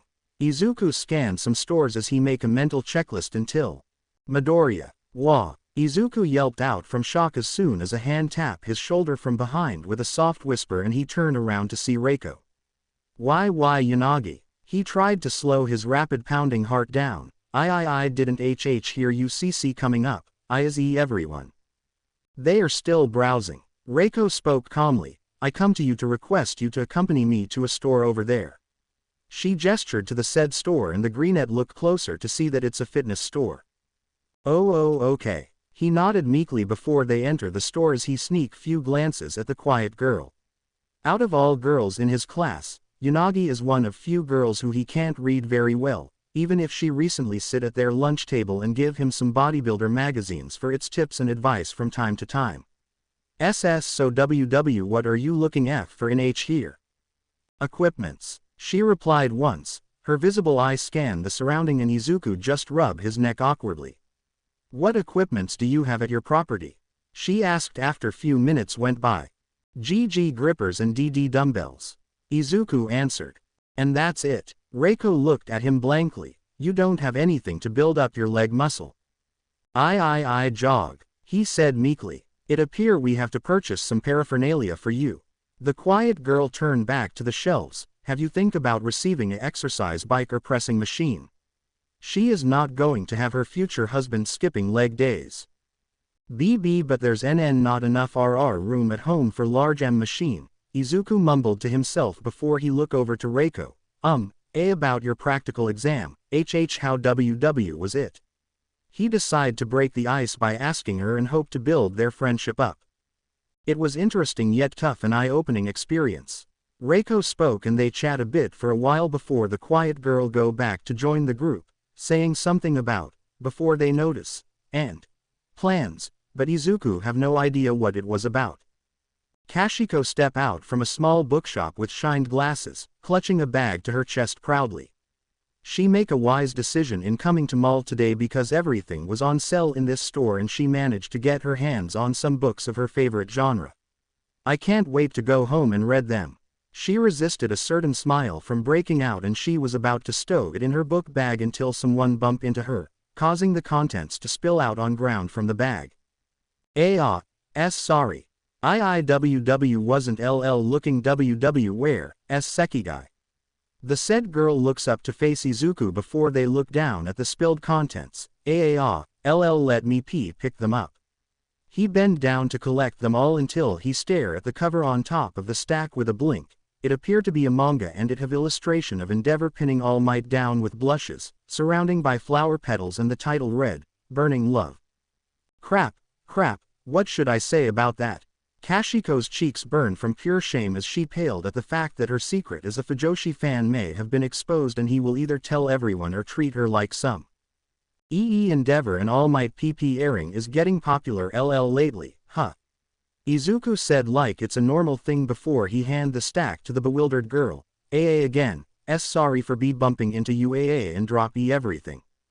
It's fine, Kashiko muttered slowly with few blinks. You seem to handle it well. Usually when someone see yaoi doujinshi, they'll react differently, mostly in negative way when it come to heroes. Well, one of my aunts is a mangaka and she wrote some yaoi stories. The greenette rubbed his head, pretty proud of some. While the discrimination of an appearance may dwindle, there are still some groups in this era like Creature Rejection Clan for example. Really? The white-haired girl blinked once. Oh, I see. She put her new books away then look at him. Can you please keep it secret from others? I will. Izuku nodded. May I ask what make you get into them? My older sister. Kashiko cleared her throat as they end up walking together. She's gay and really enjoy any gay works she can find.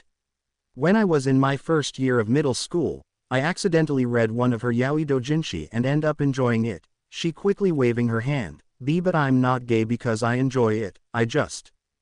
I understand, he said. Good. She cleared her throat again. It's one of few things I can bond with my older sister, that and I want to become a yaoi mangaka at some point. She don't say it out loud. That's nice. Izuku smiled. Why yeah. Kashiko coughed with light blush. Anyway, let's go find everyone. It should be time for us to meet up. The greenette gave her a nod and they walked together. After met up with the rest at the meeting spot, they decided to have a short lunch together before they split up to go home to pack everything and get ready for their upcoming trip. Due to some last-minute changing, we are canceling the stay at the lodge we've been using every year. Shota spoke to Class 1A's confusion as soon as they gather around in front of the bus. It was the day that they leave for the summer break trip. We are going to a new destination. Where's Sosaki-sensei? Ochako asked. Get on the bus now. The gloomy man climbed into the bus and the confused students get inside to pick their seats. I wonder why they decide to change it at last minute. Mina tilted her head. Maybe it's something related to villains. Setsuna guessed. I heard from some third-year students that a villain was sighted at the mall when we were there. A pro-hero saw this guy. Really? Toru gasped. How crazy. Maybe it's just a coincidence. Momo said. Maybe that's why the school is doing it. They can't know where or how that information will spread and they might want to avoid another repeat of USJ incident. They don't know that the cited villain is the very same ringleader. Shota leaned back in his seat to make himself comfortable.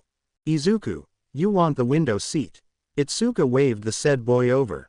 Hi, thank you. Izuku put his bag into the overhead then take his seat as the orangutan sit down next to him and he look out the window, only to get startled by the sight of Mineta sticking his face up behind the window of another bus with river of blood tears.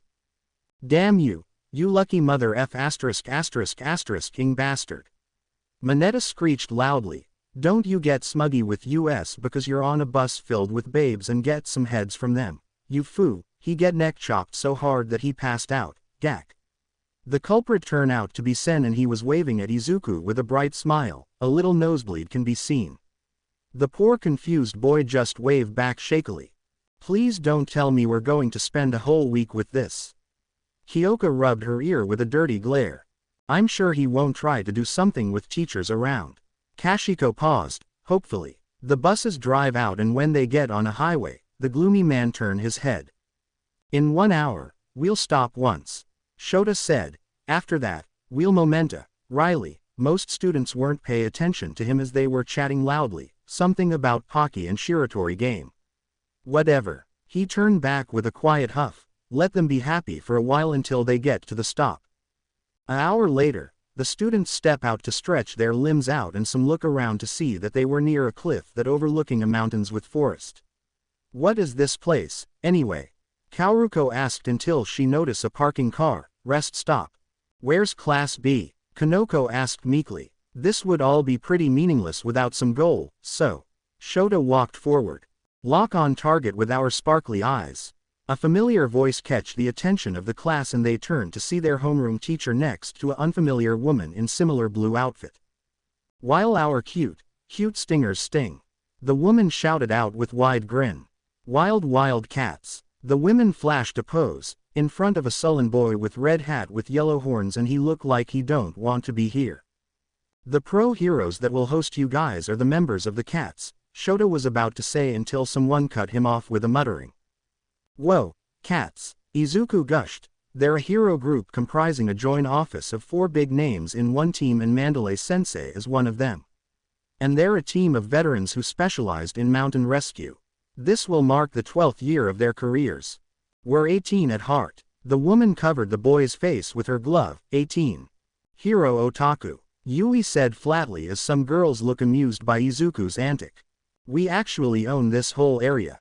Shino chuckled, answering her students' unasked questions. She pointed out to a certain mountain, and your lodge is at the base of that mountain. That's so far, several students cried out. But then why'd we stop halfway to getting there? The gravity girl asked and that caused some students to become worried for some reason. Couldn't be, Setsuna chuckled nervously. Let's go back. Kami pointed to the bus, right, fam. Come on, quick. Right now, it's 9:30 a.m. The telepath smirked. If you make it early, you might get there around 12. No, Hyoka's eyes widened in horror. You gotta be kidding me.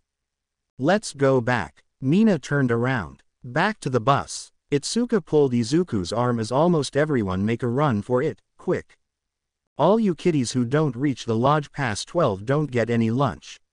Their homeroom teacher called out before she gave a nod to the woman, who was bending down to the ground. Sorry, kids, Shota said, despite a shit-eating grin on his face. Your training camp, the Earth rise up to toss all students over the cliff into the forest, has already begun. You can use your quirks all you like on our private land. Shino called over the guardrail, you have 2 hours. Within that time, make it to the facility on your own 2 feet. And make it past this forest of devil beasts. Forest of devil beasts. The coughing boy stand up with dirt all over him, his classmates were in same stage. What's with that Dragon Quest ass name? Setsuna rubbed her shoulder with a wince. You got too many things like these. No point in bitching, all we can do is go forward. The punk brushed some rocks off her shoulder and before they know it, a giant devil beast appeared with snarling jaws. A devil beast, some students cried out in shock. Wait, it's made of earth. Izuku was first to leap in action and he wasn't the only one. Shoko, Itsuka and Katsuki broke through the beast together with him almost at same time with their own quirks and the earth pieces break down all the place. Phew, that was close one. Toru released her breath, only to yelp out with almost everyone when more earth beasts appeared and they become more nervous when they realize they have to reach the lodge in time before it's too late. The sun was starting to set by the time the exhausted students reached the lodge, finally made it, kiddies. The woman grinned smugly. For starters, looks like you didn't make it close to lunchtime. 2 hours, my ass.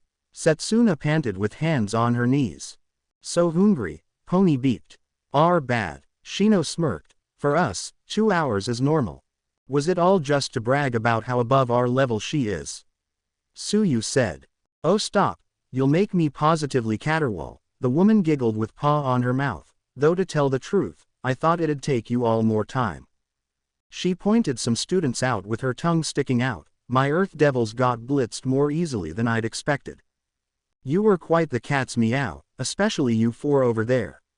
Could it be that lack of hesitation comes from experience?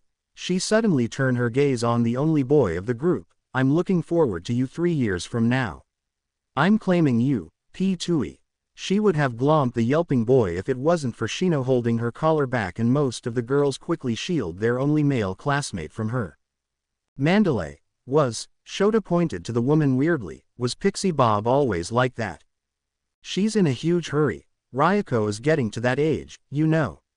Shino sighed before she turned back to her partner. Ryuko, please don't try jumping my student. All right. I'm calling dibs on him. Ryuko clawed out at the empty space as her sighing partner sweatdrop. I saw him first. Speaking of AA ages, Izuku stuttered out as he ignored Pixie Bob's shouts. It's been on my mind all this time. He looked at the little boy that have been standing next to the homeroom teacher. Who is TT this little boy? Some either take notice of the boy or that the class 1B have show up with their homeroom teacher. Oh, that is my nephew, Kutra. The 1A homeroom teacher gestured to the boy with a light smile. Kutra, say hi. These are my students and we'll be spending all week with them. Hi. The greenette boy was about to give his greeting to the little boy, but... Hey, Mineta moved in swiftly with offering hand. Name's Mineta from UA. Department of Heroic. Nice to meet you, he said with a charming smile, and in his mind, it's a perfect plan to look good in front of this boy so he can get close to 2 mature babes. He won't let this lucky green-haired bastard claim 2 more for his harem. No, he's going to have his own harem. He can see it. He can see these cat babes beeping on my balls. He suddenly wailed out in pain as soon as Kutra's fist met his groin so hard that the short student can feel his balls coming up his throat. The little boy walked away from the wailing student without looking back as Mineta curled up in ball on ground. I've got no intention of hanging with some dumb gang of hero wannabes. Kutra growled bitterly. Hanging, Tenya shouted after checking up on the sticky ball user. How old are you? Little brat, Katsuki puffed amusingly. Don't see any resemblance, Shoko said calmly.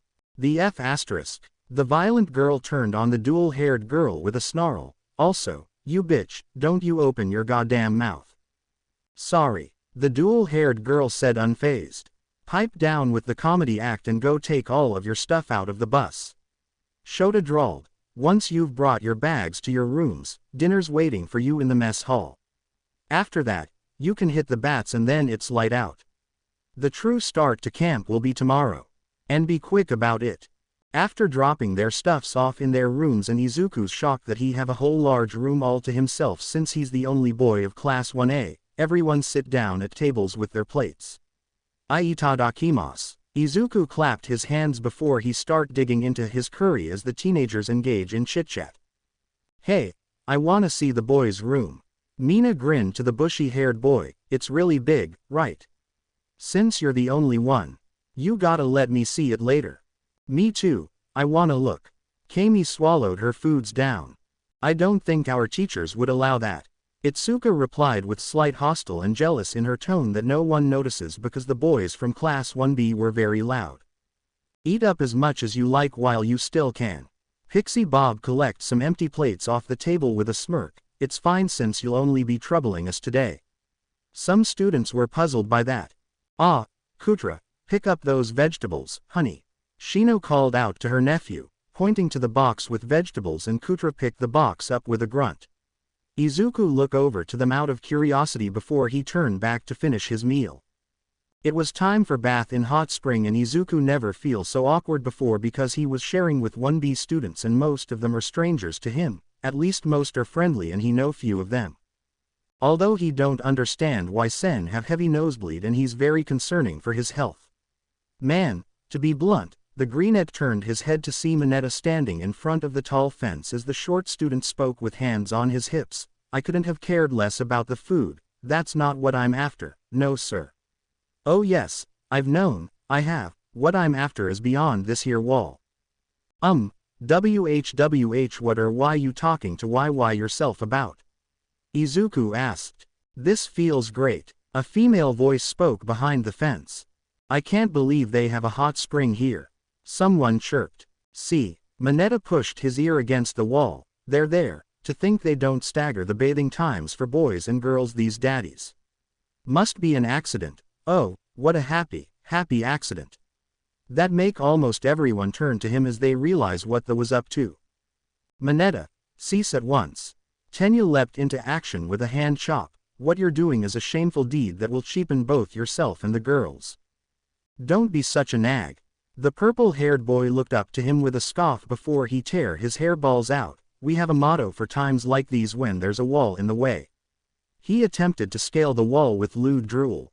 No, the girls. Izuku's eyes widened as flashes of his friends went through his head before he channel one for all and leap into action. No. He grabbed Mineta by his towel, then toss him back into the hot spring with a big splash as the greenette land on his foot, spinning around then spreading his arms to shield the fence with heavy blush. Hey, what's the big idea? Mineta get up angrily, spitting some water out of his mouth. I can't let you peek on my friends. The greenette shouted. It's pretty amazing that he managed to not stutter this time. What you're trying to do is wrong. Oh, you. The short boy jabbed his finger at him. You can peek on your harem and we can't. Just let me peek on them. He make a run for it. Look, no touch. No, stay away from the wall. Izuku shouted as he blocked and some boys helped the greenette to stop their short-sized classmate. And there is no harem or whatever you're thinking is going on. Bullshit. Mineta make a swipe at the greenette's towel in attempt to distract him and to humiliate him. The towel come off to reveal, oh good. Holy you were the top dog. Dog. More like a. How big is it? How big is it? Tell me. Someone cried and it suspiciously sound like it come from other side of the fence. Your nose. Your nose. It's in geyser. Now I can die in peace. There is a clicking sound. Stop taking pictures and treat this nose ASAP. Don't look. The blushing screaming greenette quickly picked his towel up to cover himself after socking the in face as the little student flop over to the water, keep shouting and shouting while the unconscious dwarf float face down in water. IIIWW will never get married. Izuku covered his red face with both of his hands, have already got dressed. There. Shino patted her student's back with a wearily chuckle, it's going to be okay. Vlad and Eraser will punish Mineta for his actions. And make Sen delete all pictures, but that's something she won't tell her only male student about. I'm proud of you for taking action to prevent him from peeking on your classmates, but maybe next time, just don't punch someone out, okay? Until their she won't say that out loud. Oh okay. He slowly peek out from his hands, KK Kutra has a negative attitude toward heroes, doesn't he? He said to take his mind off the hot spring incident. What's that? The homeroom teacher looked down to him. Since way back, I've had nothing but people who said they wanted to be heroes all around me, Izuku muttered, so I wanted to too, and it's just, I'm thinking that it's pretty rare for a kid his age to be like that. You're right, Shino sighed. Of course, there are tons of people in society who don't think terribly well of heroes, but still, if he'd been raised in a normal home, he might have come to look up to heroes, too. Normal home. He blinked curiously. Mandalay's cousin. They turned to see Ryuko approaching them with a tray of tea. Kutra's parents, well, they were heroes, but they died in the line of duty. What? Izuku's eyes widened. 2 years ago, the homeroom teacher sighed sadly. They were protecting the town from a villain and no one else's last moment as heroes could have been finer. They died with honor. But to a child who's only just hit the age of reason, he just couldn't understand. A kid's parents are their whole world. To him, his parents left him all alone, and yet society kept applauding that fact as a good thing, a wonderful thing, and it doesn't seem like he thinks much of us either. But, that being said, he doesn't have any other relatives, so he follows us, or something like that. To Kutra, Heroes are an incomprehensible and repulsive thing to be. Izuku looked down in understanding. People have different way of thinking and there are always some situations that heroes can die or can't save someone else. Anyway, if you're worried about not getting marrying, Ryuko grinned widely, why don't you marry me right here and right now? Pixie Bob, leave the poor boy alone. Shino pushed her student away from her teammate with an eye roll and the woman pouted childishly as she chased after them. He's mine. Early in the morning, the Class 1A slowly exit the lodge in their gym uniform and most girls look very sleepy with some bed hair, they're not used to get up at 5 in morning. Morning, students. Shino lightly chuckled at her groggily students before she cleared her throat, the boot camp will start today. The goal of that is to toughen up enough to acquire a provisional license in near future. Villain hostility is growing more concrete by the day and this is to prepare you all to face off against it. We'll approach them with caution. Some of you have grown up a little in the past 3 months, you've gained all kinds of experience. She paused to let it sink in for a bit, however, that only goes so far as your spirit and techniques. We'll have to focus on developing your physical strength and stamina and the like but some quirks haven't grown that much. Some students look confused while others make a realization as she lead them to somewhere else. From today onward, you're going to extend your quirks. It'll be so tough you'll feeling like dying. The teacher stopped in front of the location as the bewildered students froze at the sight. But please, try not to. The telepath heroine gestured to the clearing with a teasing smirk. Die. Gah. Denkai screamed out as he generated electricity while hooked up to a generation. Eijiro and Tetsu was beaten up by some boy with tail and it was one-sided. Near them, Mineta was ripping his hairballs out while bleeding and some students can hear some shouting in a cave. Aye, is that hell? Kami stuttered in shock. For those whose quirks have an activation limit, you'll be working to raise those upper limits. The teacher spoke. For mutant shape and hybrid types, you'll be disciplining the organs or parts of the body that are products of your quirks even more. She was about to say more until Shota showed up with Sekijiro. Go join them, too, Class A, and quickly. Shota grunted. But if you add us in, we'll be 40 kids in all.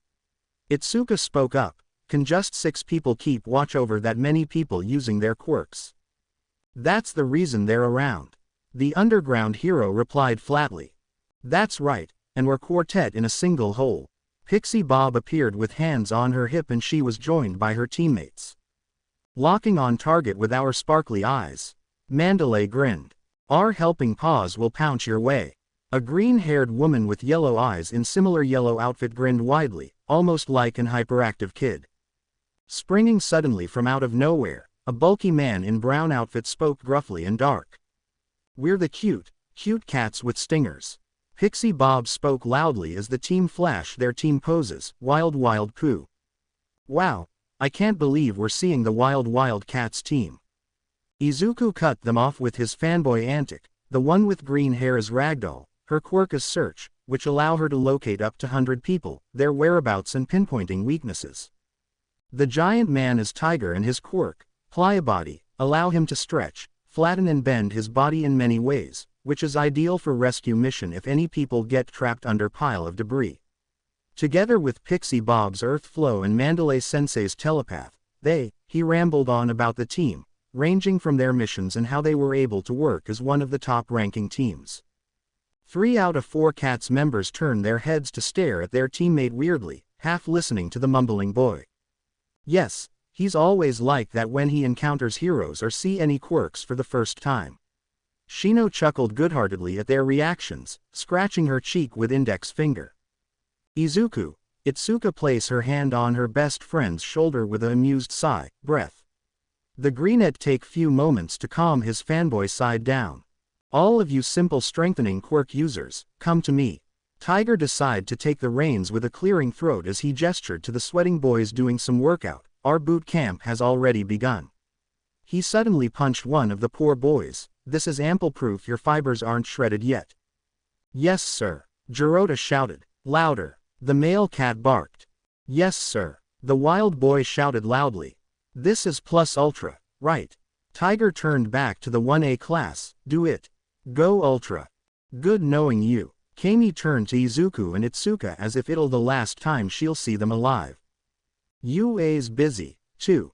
Shota crossed his arms. It's difficult to spare personnel, even for the hero department freshmen.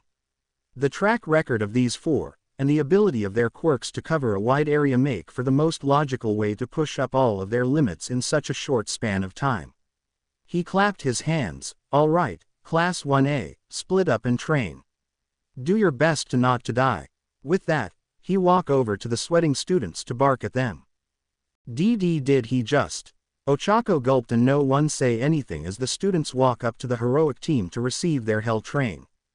And here I thought All Might's training was intense. Izuku stumbled forward with heavy sweats and pants. Tiger kept surprise him with sneak attacks and he lost count of how many times he ate the dirt. And that's the first day.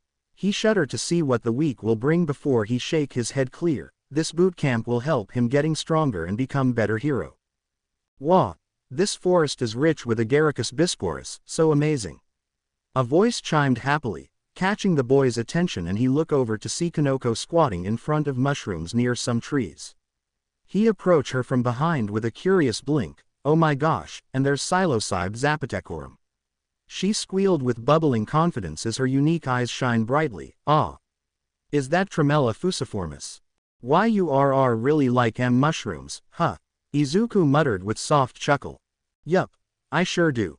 Kanoko grinned widely, not taking her eyes off the wild mushrooms. Is it because of why your quirk? He asked, and he suddenly have a question in his head. Does she like mushrooms before her quirk come in, or does the quirk affect her to love mushrooms? Oh, I do. She turned her head to him with a bubbly smile before she froze as red flushed her face. Midoriya. Hi. Izuku tilted his head and they stare at each other for a while before the blushing brunette suddenly run off. Shower. Kanoko screamed out while covering her red face. She's covered in sweats and might smell so bad to her crush.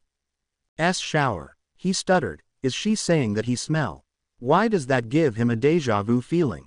It's like I told you yesterday. Pixie Bob grinned at the exhausted students as she gestured to plates with ragdoll. That was the only day you'd be troubling us over your meals. From now on, if you want to have a nice meal, you make it yourselves. Ragdoll swiped her left claw with a laughter. Here, curry. Yes, sir, the students beeped weakly. Ahahaha, look at him grumble, the whole lot of 'em. The green-haired woman laughed. Don't think you can get off making any old cat scraps, either. Now that you mention it, Iida spoke with cupped chin. During times of disaster or the like, providing for the stomachs and hearts of evacuees at the refuge forms part of rescue procedure. He thrust his hand up, of course. As expected of UA, no activity goes to waste. Let's make the tastiest curry in the world, everybody. You're very convenient, Iida. Shota stared at the said student as Vlad looked away with a small sweat drop. There is really no meaning behind cooking curry at all. The students start to making curry in their own groups.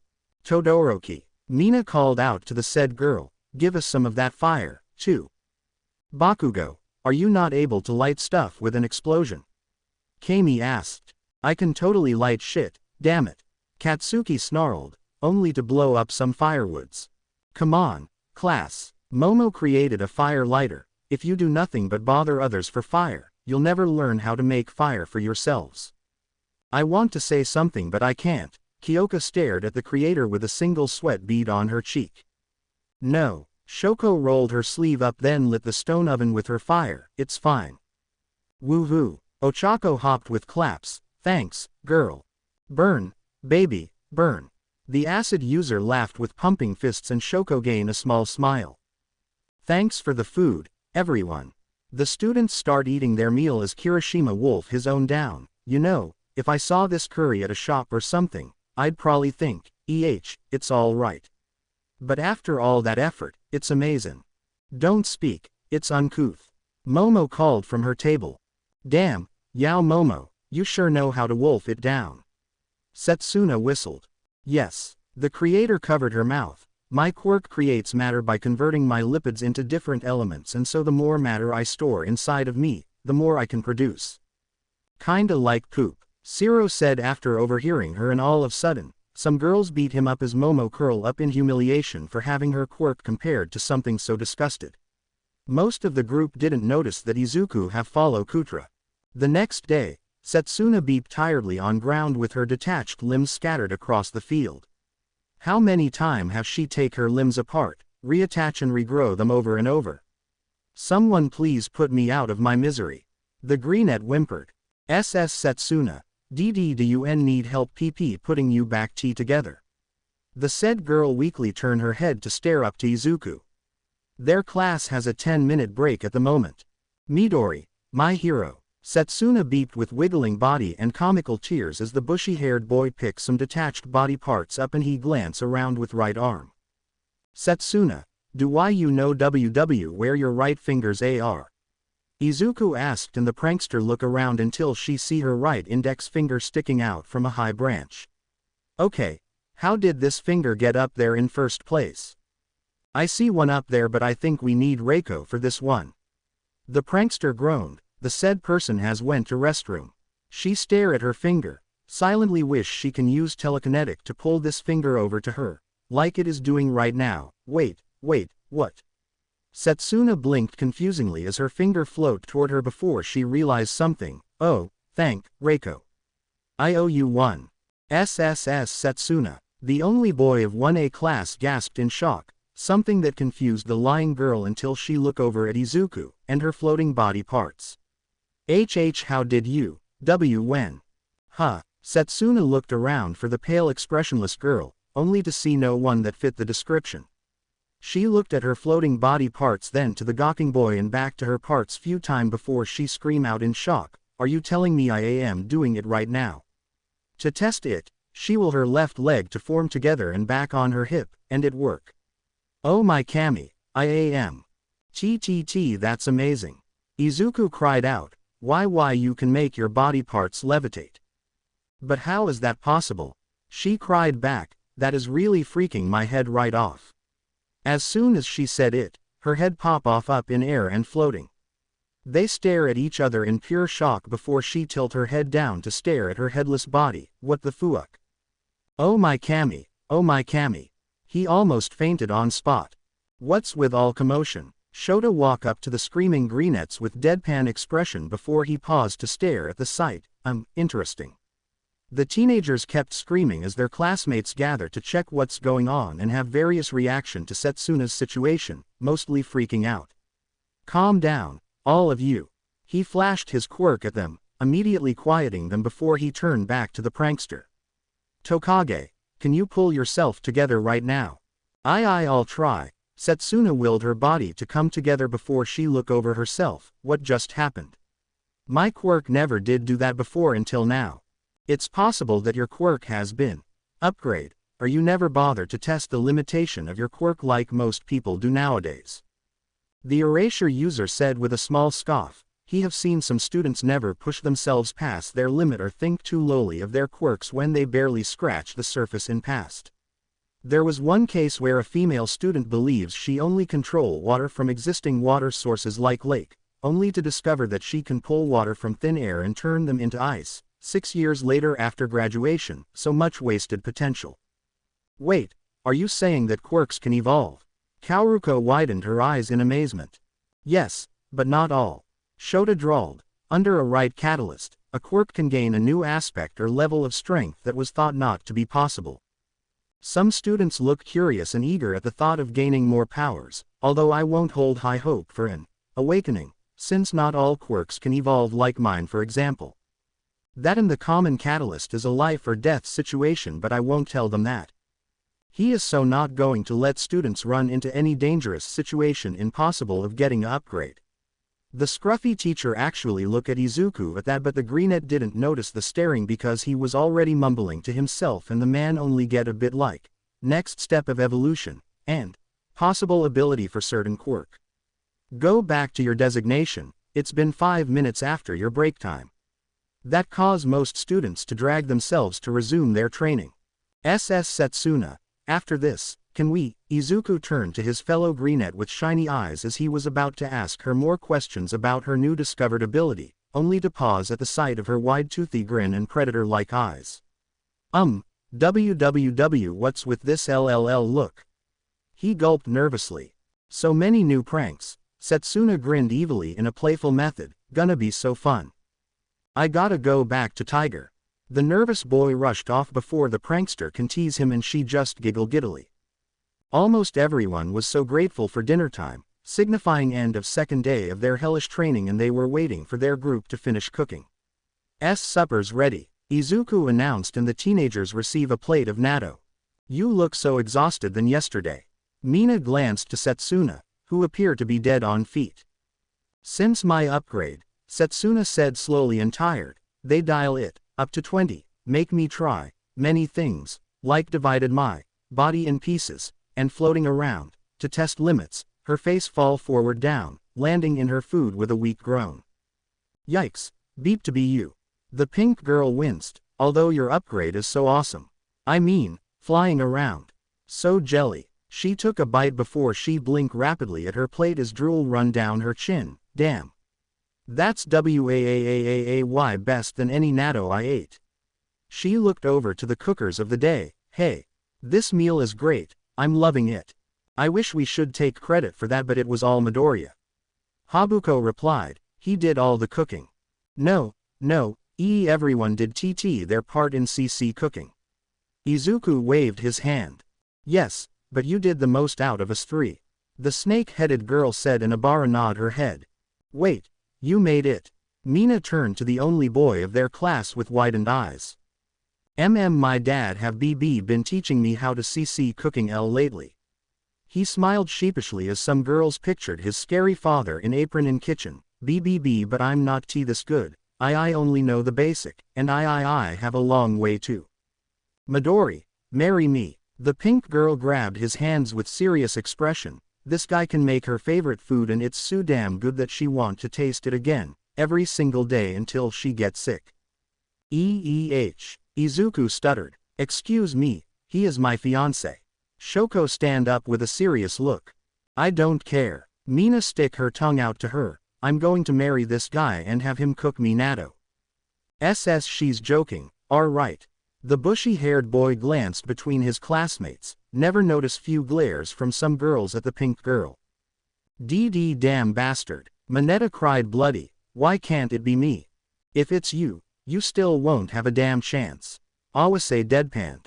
On the noon of the third day of boot camp, a certain group of teenagers stand unmoving and Shota walk up to them from behind.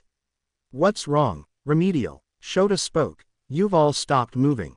I'm sorry, I'm just. Mina yawned as Kirishima grunted with Kaminari and few other students, a bit, her eyes closed, sleepy. Yesterday's remedial lesson, Kaminari beeped. I told you, didn't I? The scruffy man replied, how tough it'd be. He gave them a long explanation about their quirks and how they can make up for their weaknesses, but more than any of those things, you have to reflect on how weak your conduct was during the end-of-term exam. While you train, I want you all to think long and hard about just why all of you are more exhausted than the others. He turned to certain students, Uraraka, Awada, I'm talking to you, too. You two barely evaded failing the exam yourselves. If the passing grade were, say 30 points, you'd have skirted maybe a 35. Barely. Ochako squeaked. We just got lucky somehow. Kaoruko panted, still can't wrap her brain around how they passed this exam. Don't lose focus, Shota grunted, and don't anybody plod around.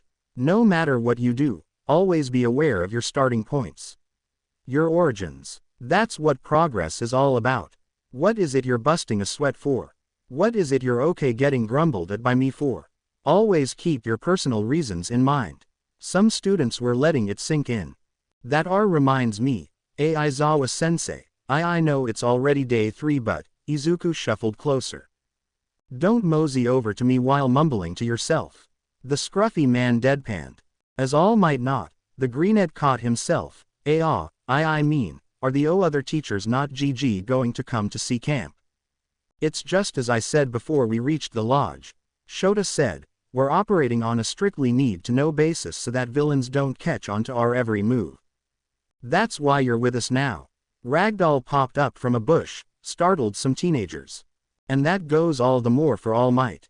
The scruffy man carried on as if his fellow pro hero didn't pop up randomly. We've surmised that he is one of the villains' goals, so of course we couldn't have him come with us. He grumbled. For better or worse, the man stands out. And so this is how it has to be. Probably for worse way more often than for better, Izuku sweated. I wouldn't laugh this much with catnip. Pixie Bob grinned with paws on her chin. Putting all that aside, guess what we're doing this evening? We're putting on a mixed test of courage. Almost all teenagers perked up at that. After intense training, come intense playtime. This is what they call the carrot and the stick. Ah, I totally forgot. Itsuka said before she bit her lower lip with a tiny frown. I hate scary stuff, Kyoka panted with hanged head. What a mad banquet of darkness. Fumikage said. Right, they're doing events and stuff for us. Sen nodded. All of which is to say right now you need to give it your all. Tiger pop up with a roar. Yes sir. The teenagers screamed. Whoa, Bakugo, you're a damn sight with a kitchen knife. Ochako said amazingly after seeing Katsuki cutting vegetables skillfully for their dinner, wasn't expecting that. What do you mean you weren't expecting that? Why the F*** would I be good or bad with a F*** in kitchen knife? Katsuki chopped the vegetables to piece loudly.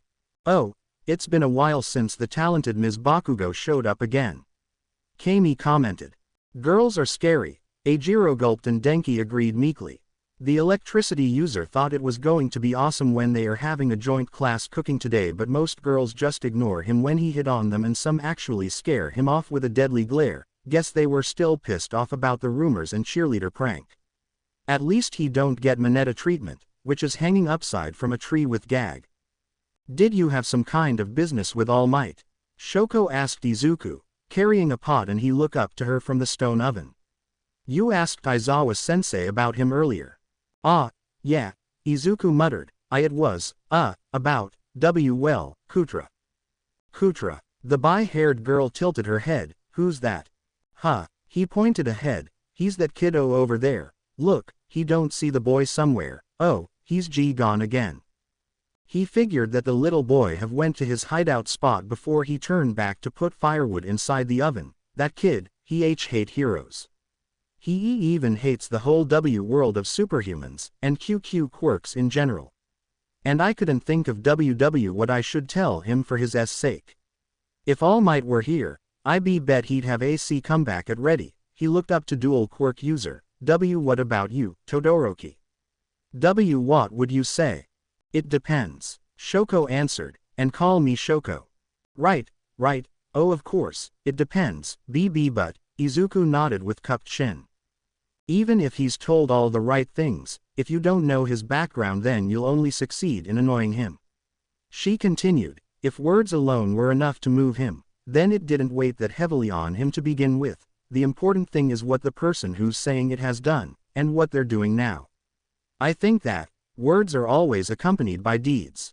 The Greenette think back to All Might's second encounter before he remove his gloves. You're all right. Now that you mention it, I guess did come across as some bystander spouting nonsense.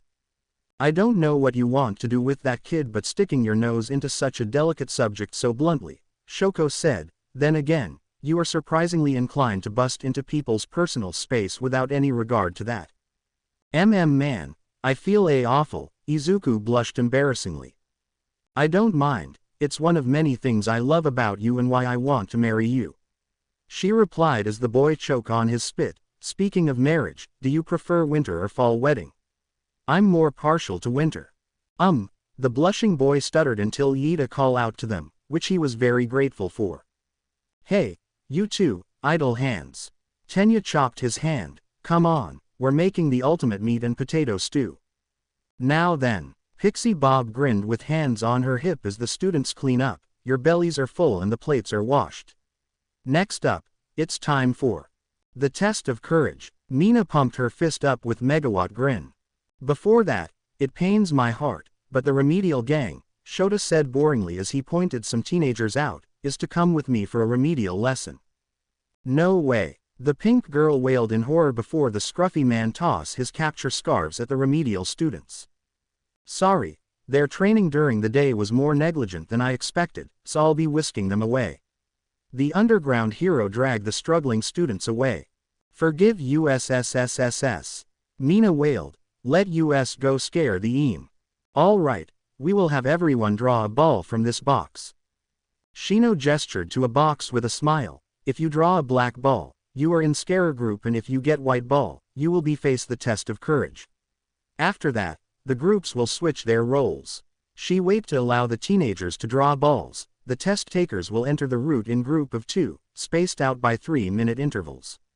In the middle of the route, there'll be tags with your names written on them, which you'll be returning with.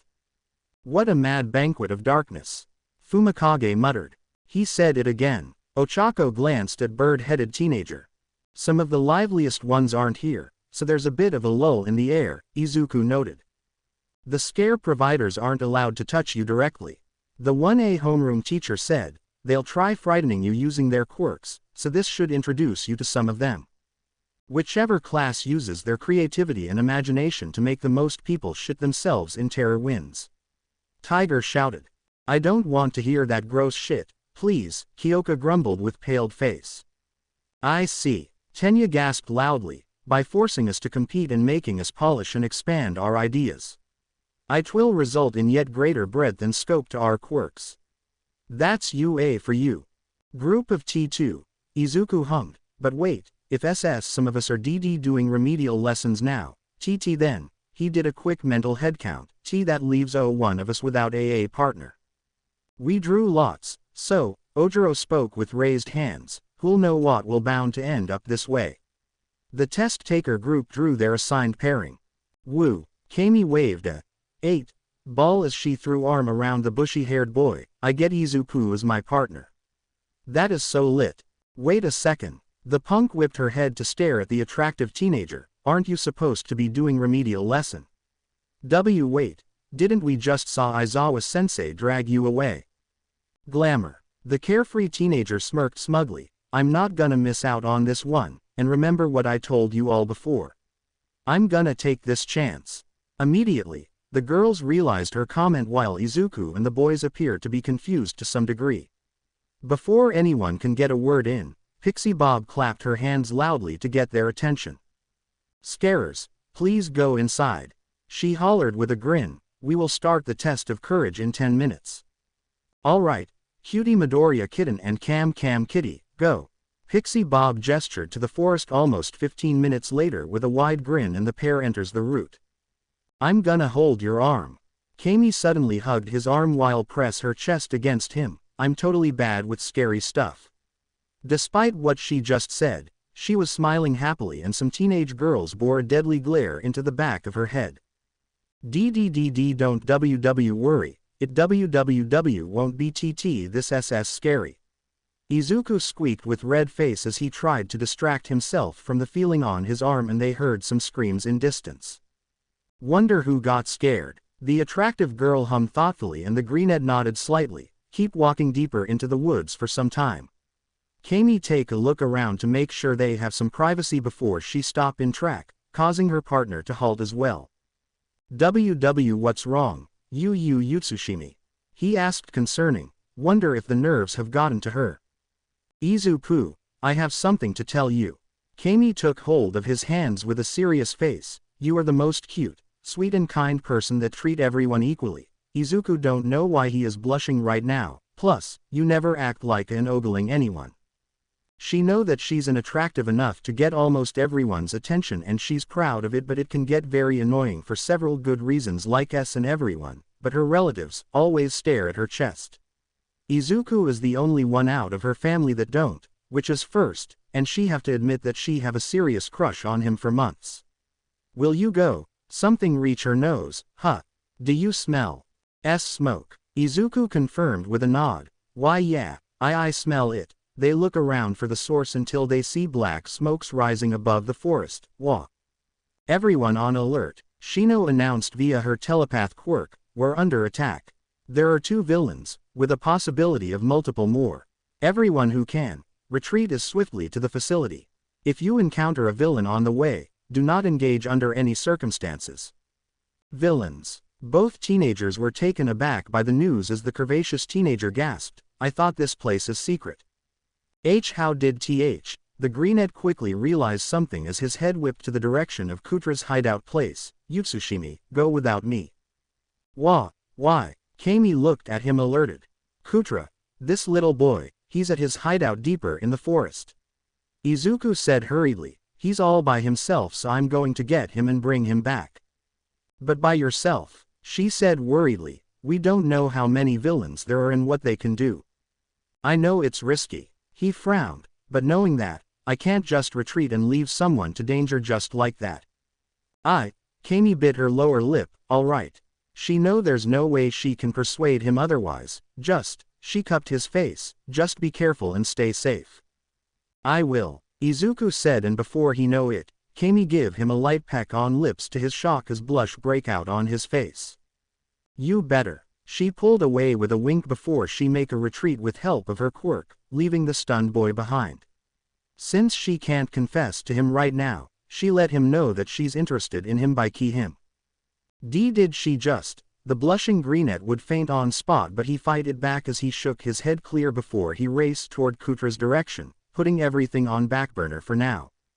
Pony was running with Kota away from a stitched-up villain who calls himself Dabi as the villain blast blew fire at them, which they narrowly avoid.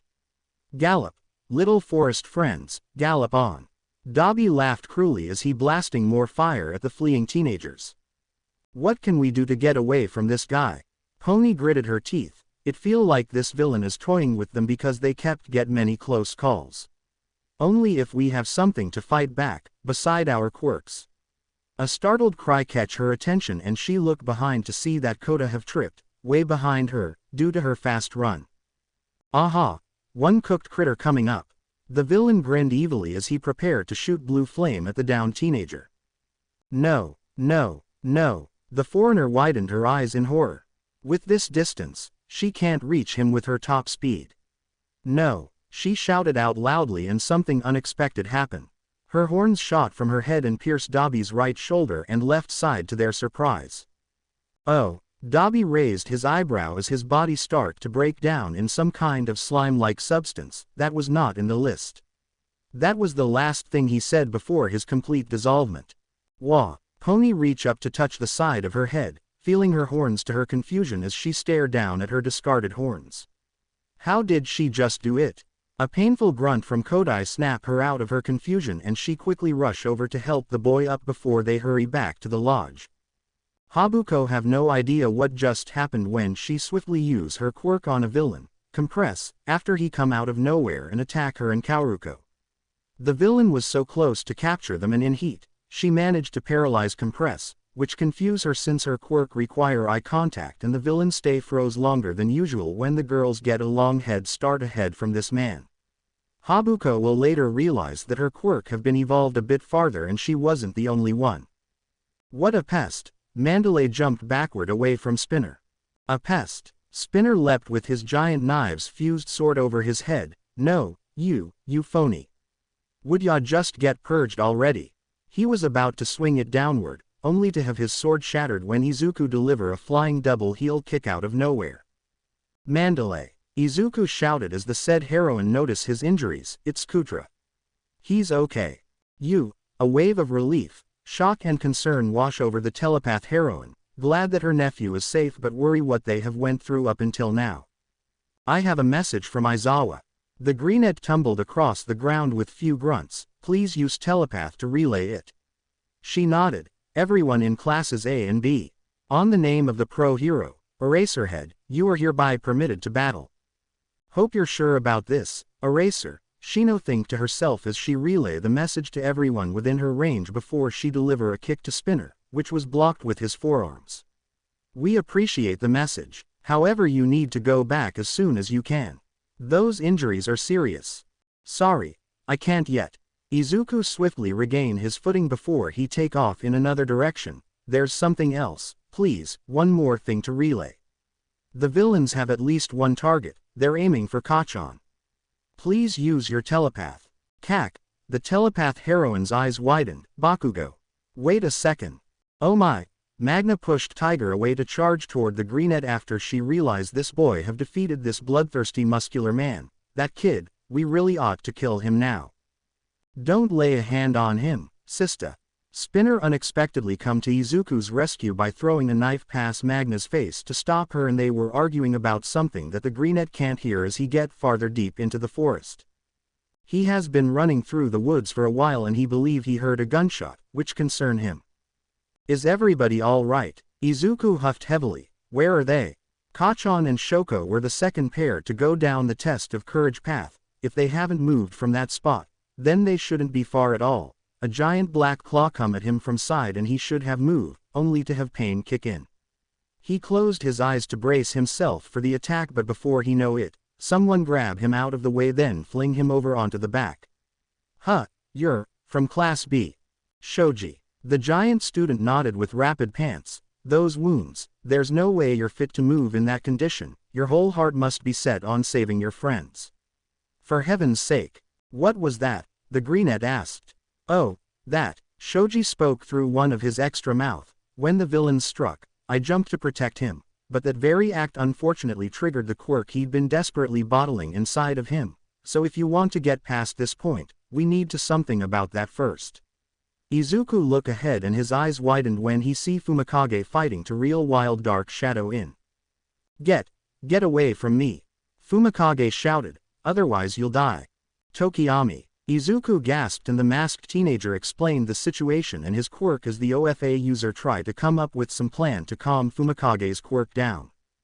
Tetsu. Itsuka shouted as the said student shielded her from bullet with his steel quirk. They ended up ran around the woods together to look for any students that may fall behind and to stop a villain from unleashing his gas.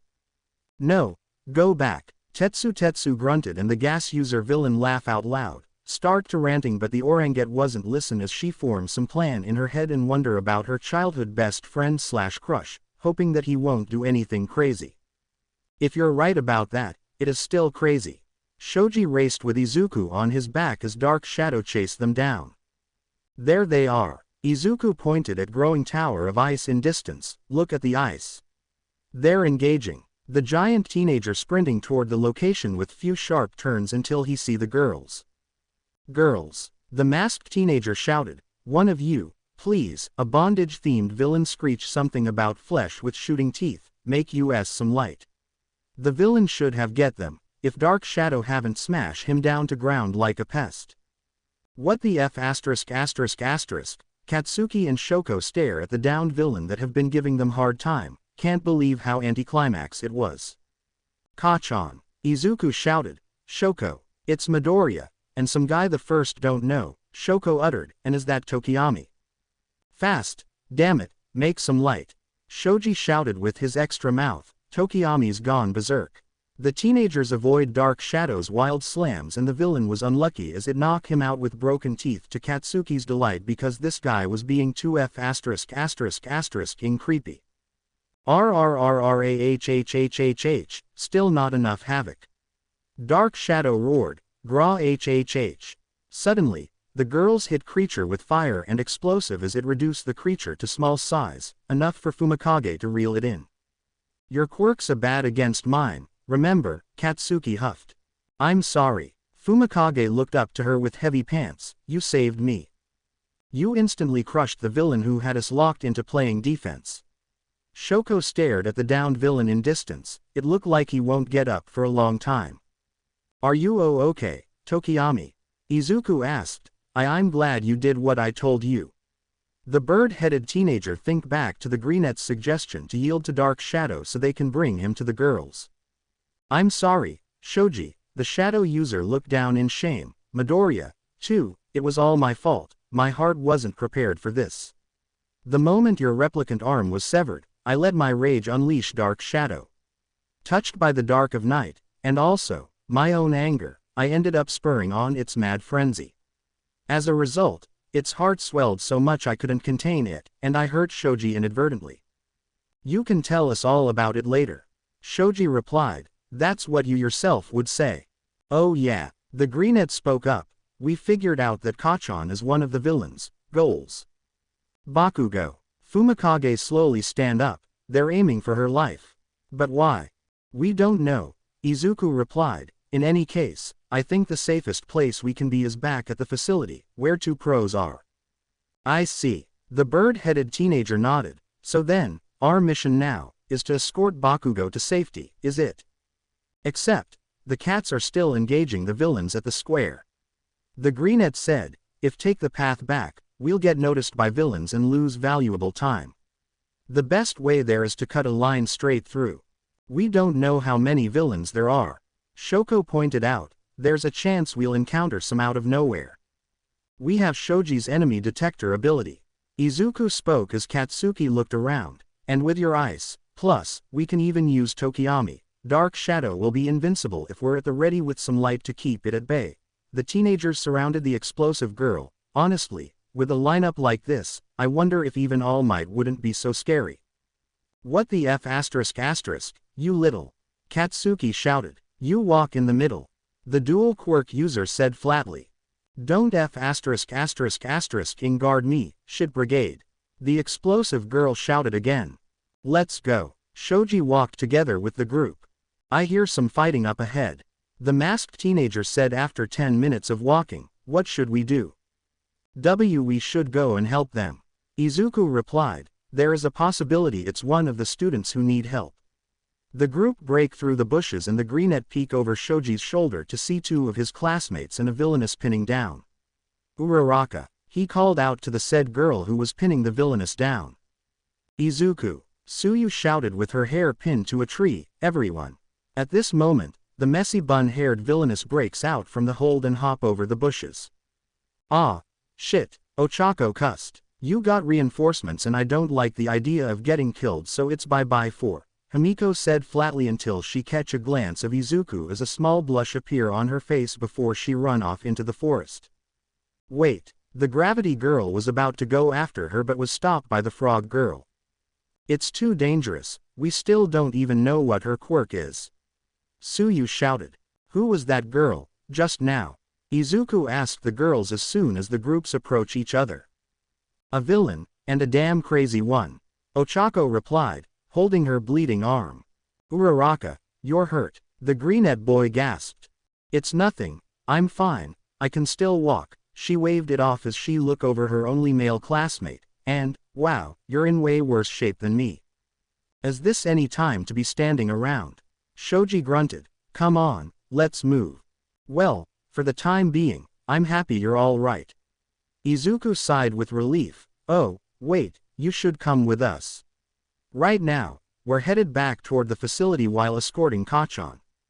Huh, Ochako raised her eyebrow. You're escorting Lil Baku? Suyu questioned. Then, where is Lil Baku? Wah, Izuku turned his head. What are you talking about? Kachan's right behind us, he don't see Katsuki and Fumikage. Oh, her. A voice spoke above them and they look up to see a masked villain standing on a branch, juggling 2 marbles with one hand. I used my magic and palmed her. She ain't the kinda talent that should be in the hero side. So we're gonna take her to a stage where she can really shine. Give her back, Izuku shouted. Give her back, Compress repeated. What a peculiar request. Bakugo is a girl, not an object anyone owns. She owns herself, you filthy egotist. Get out of the way. Shoko warned her group as she stomped her foot down and the wave of ice blast out toward the tree, froze it. All we want to do is show you that the values you obsess over aren't all there is. Compress jumped off the tree before the ice can claim him, an alternative path, if you will. The kids these days are made to choose their paths by their values.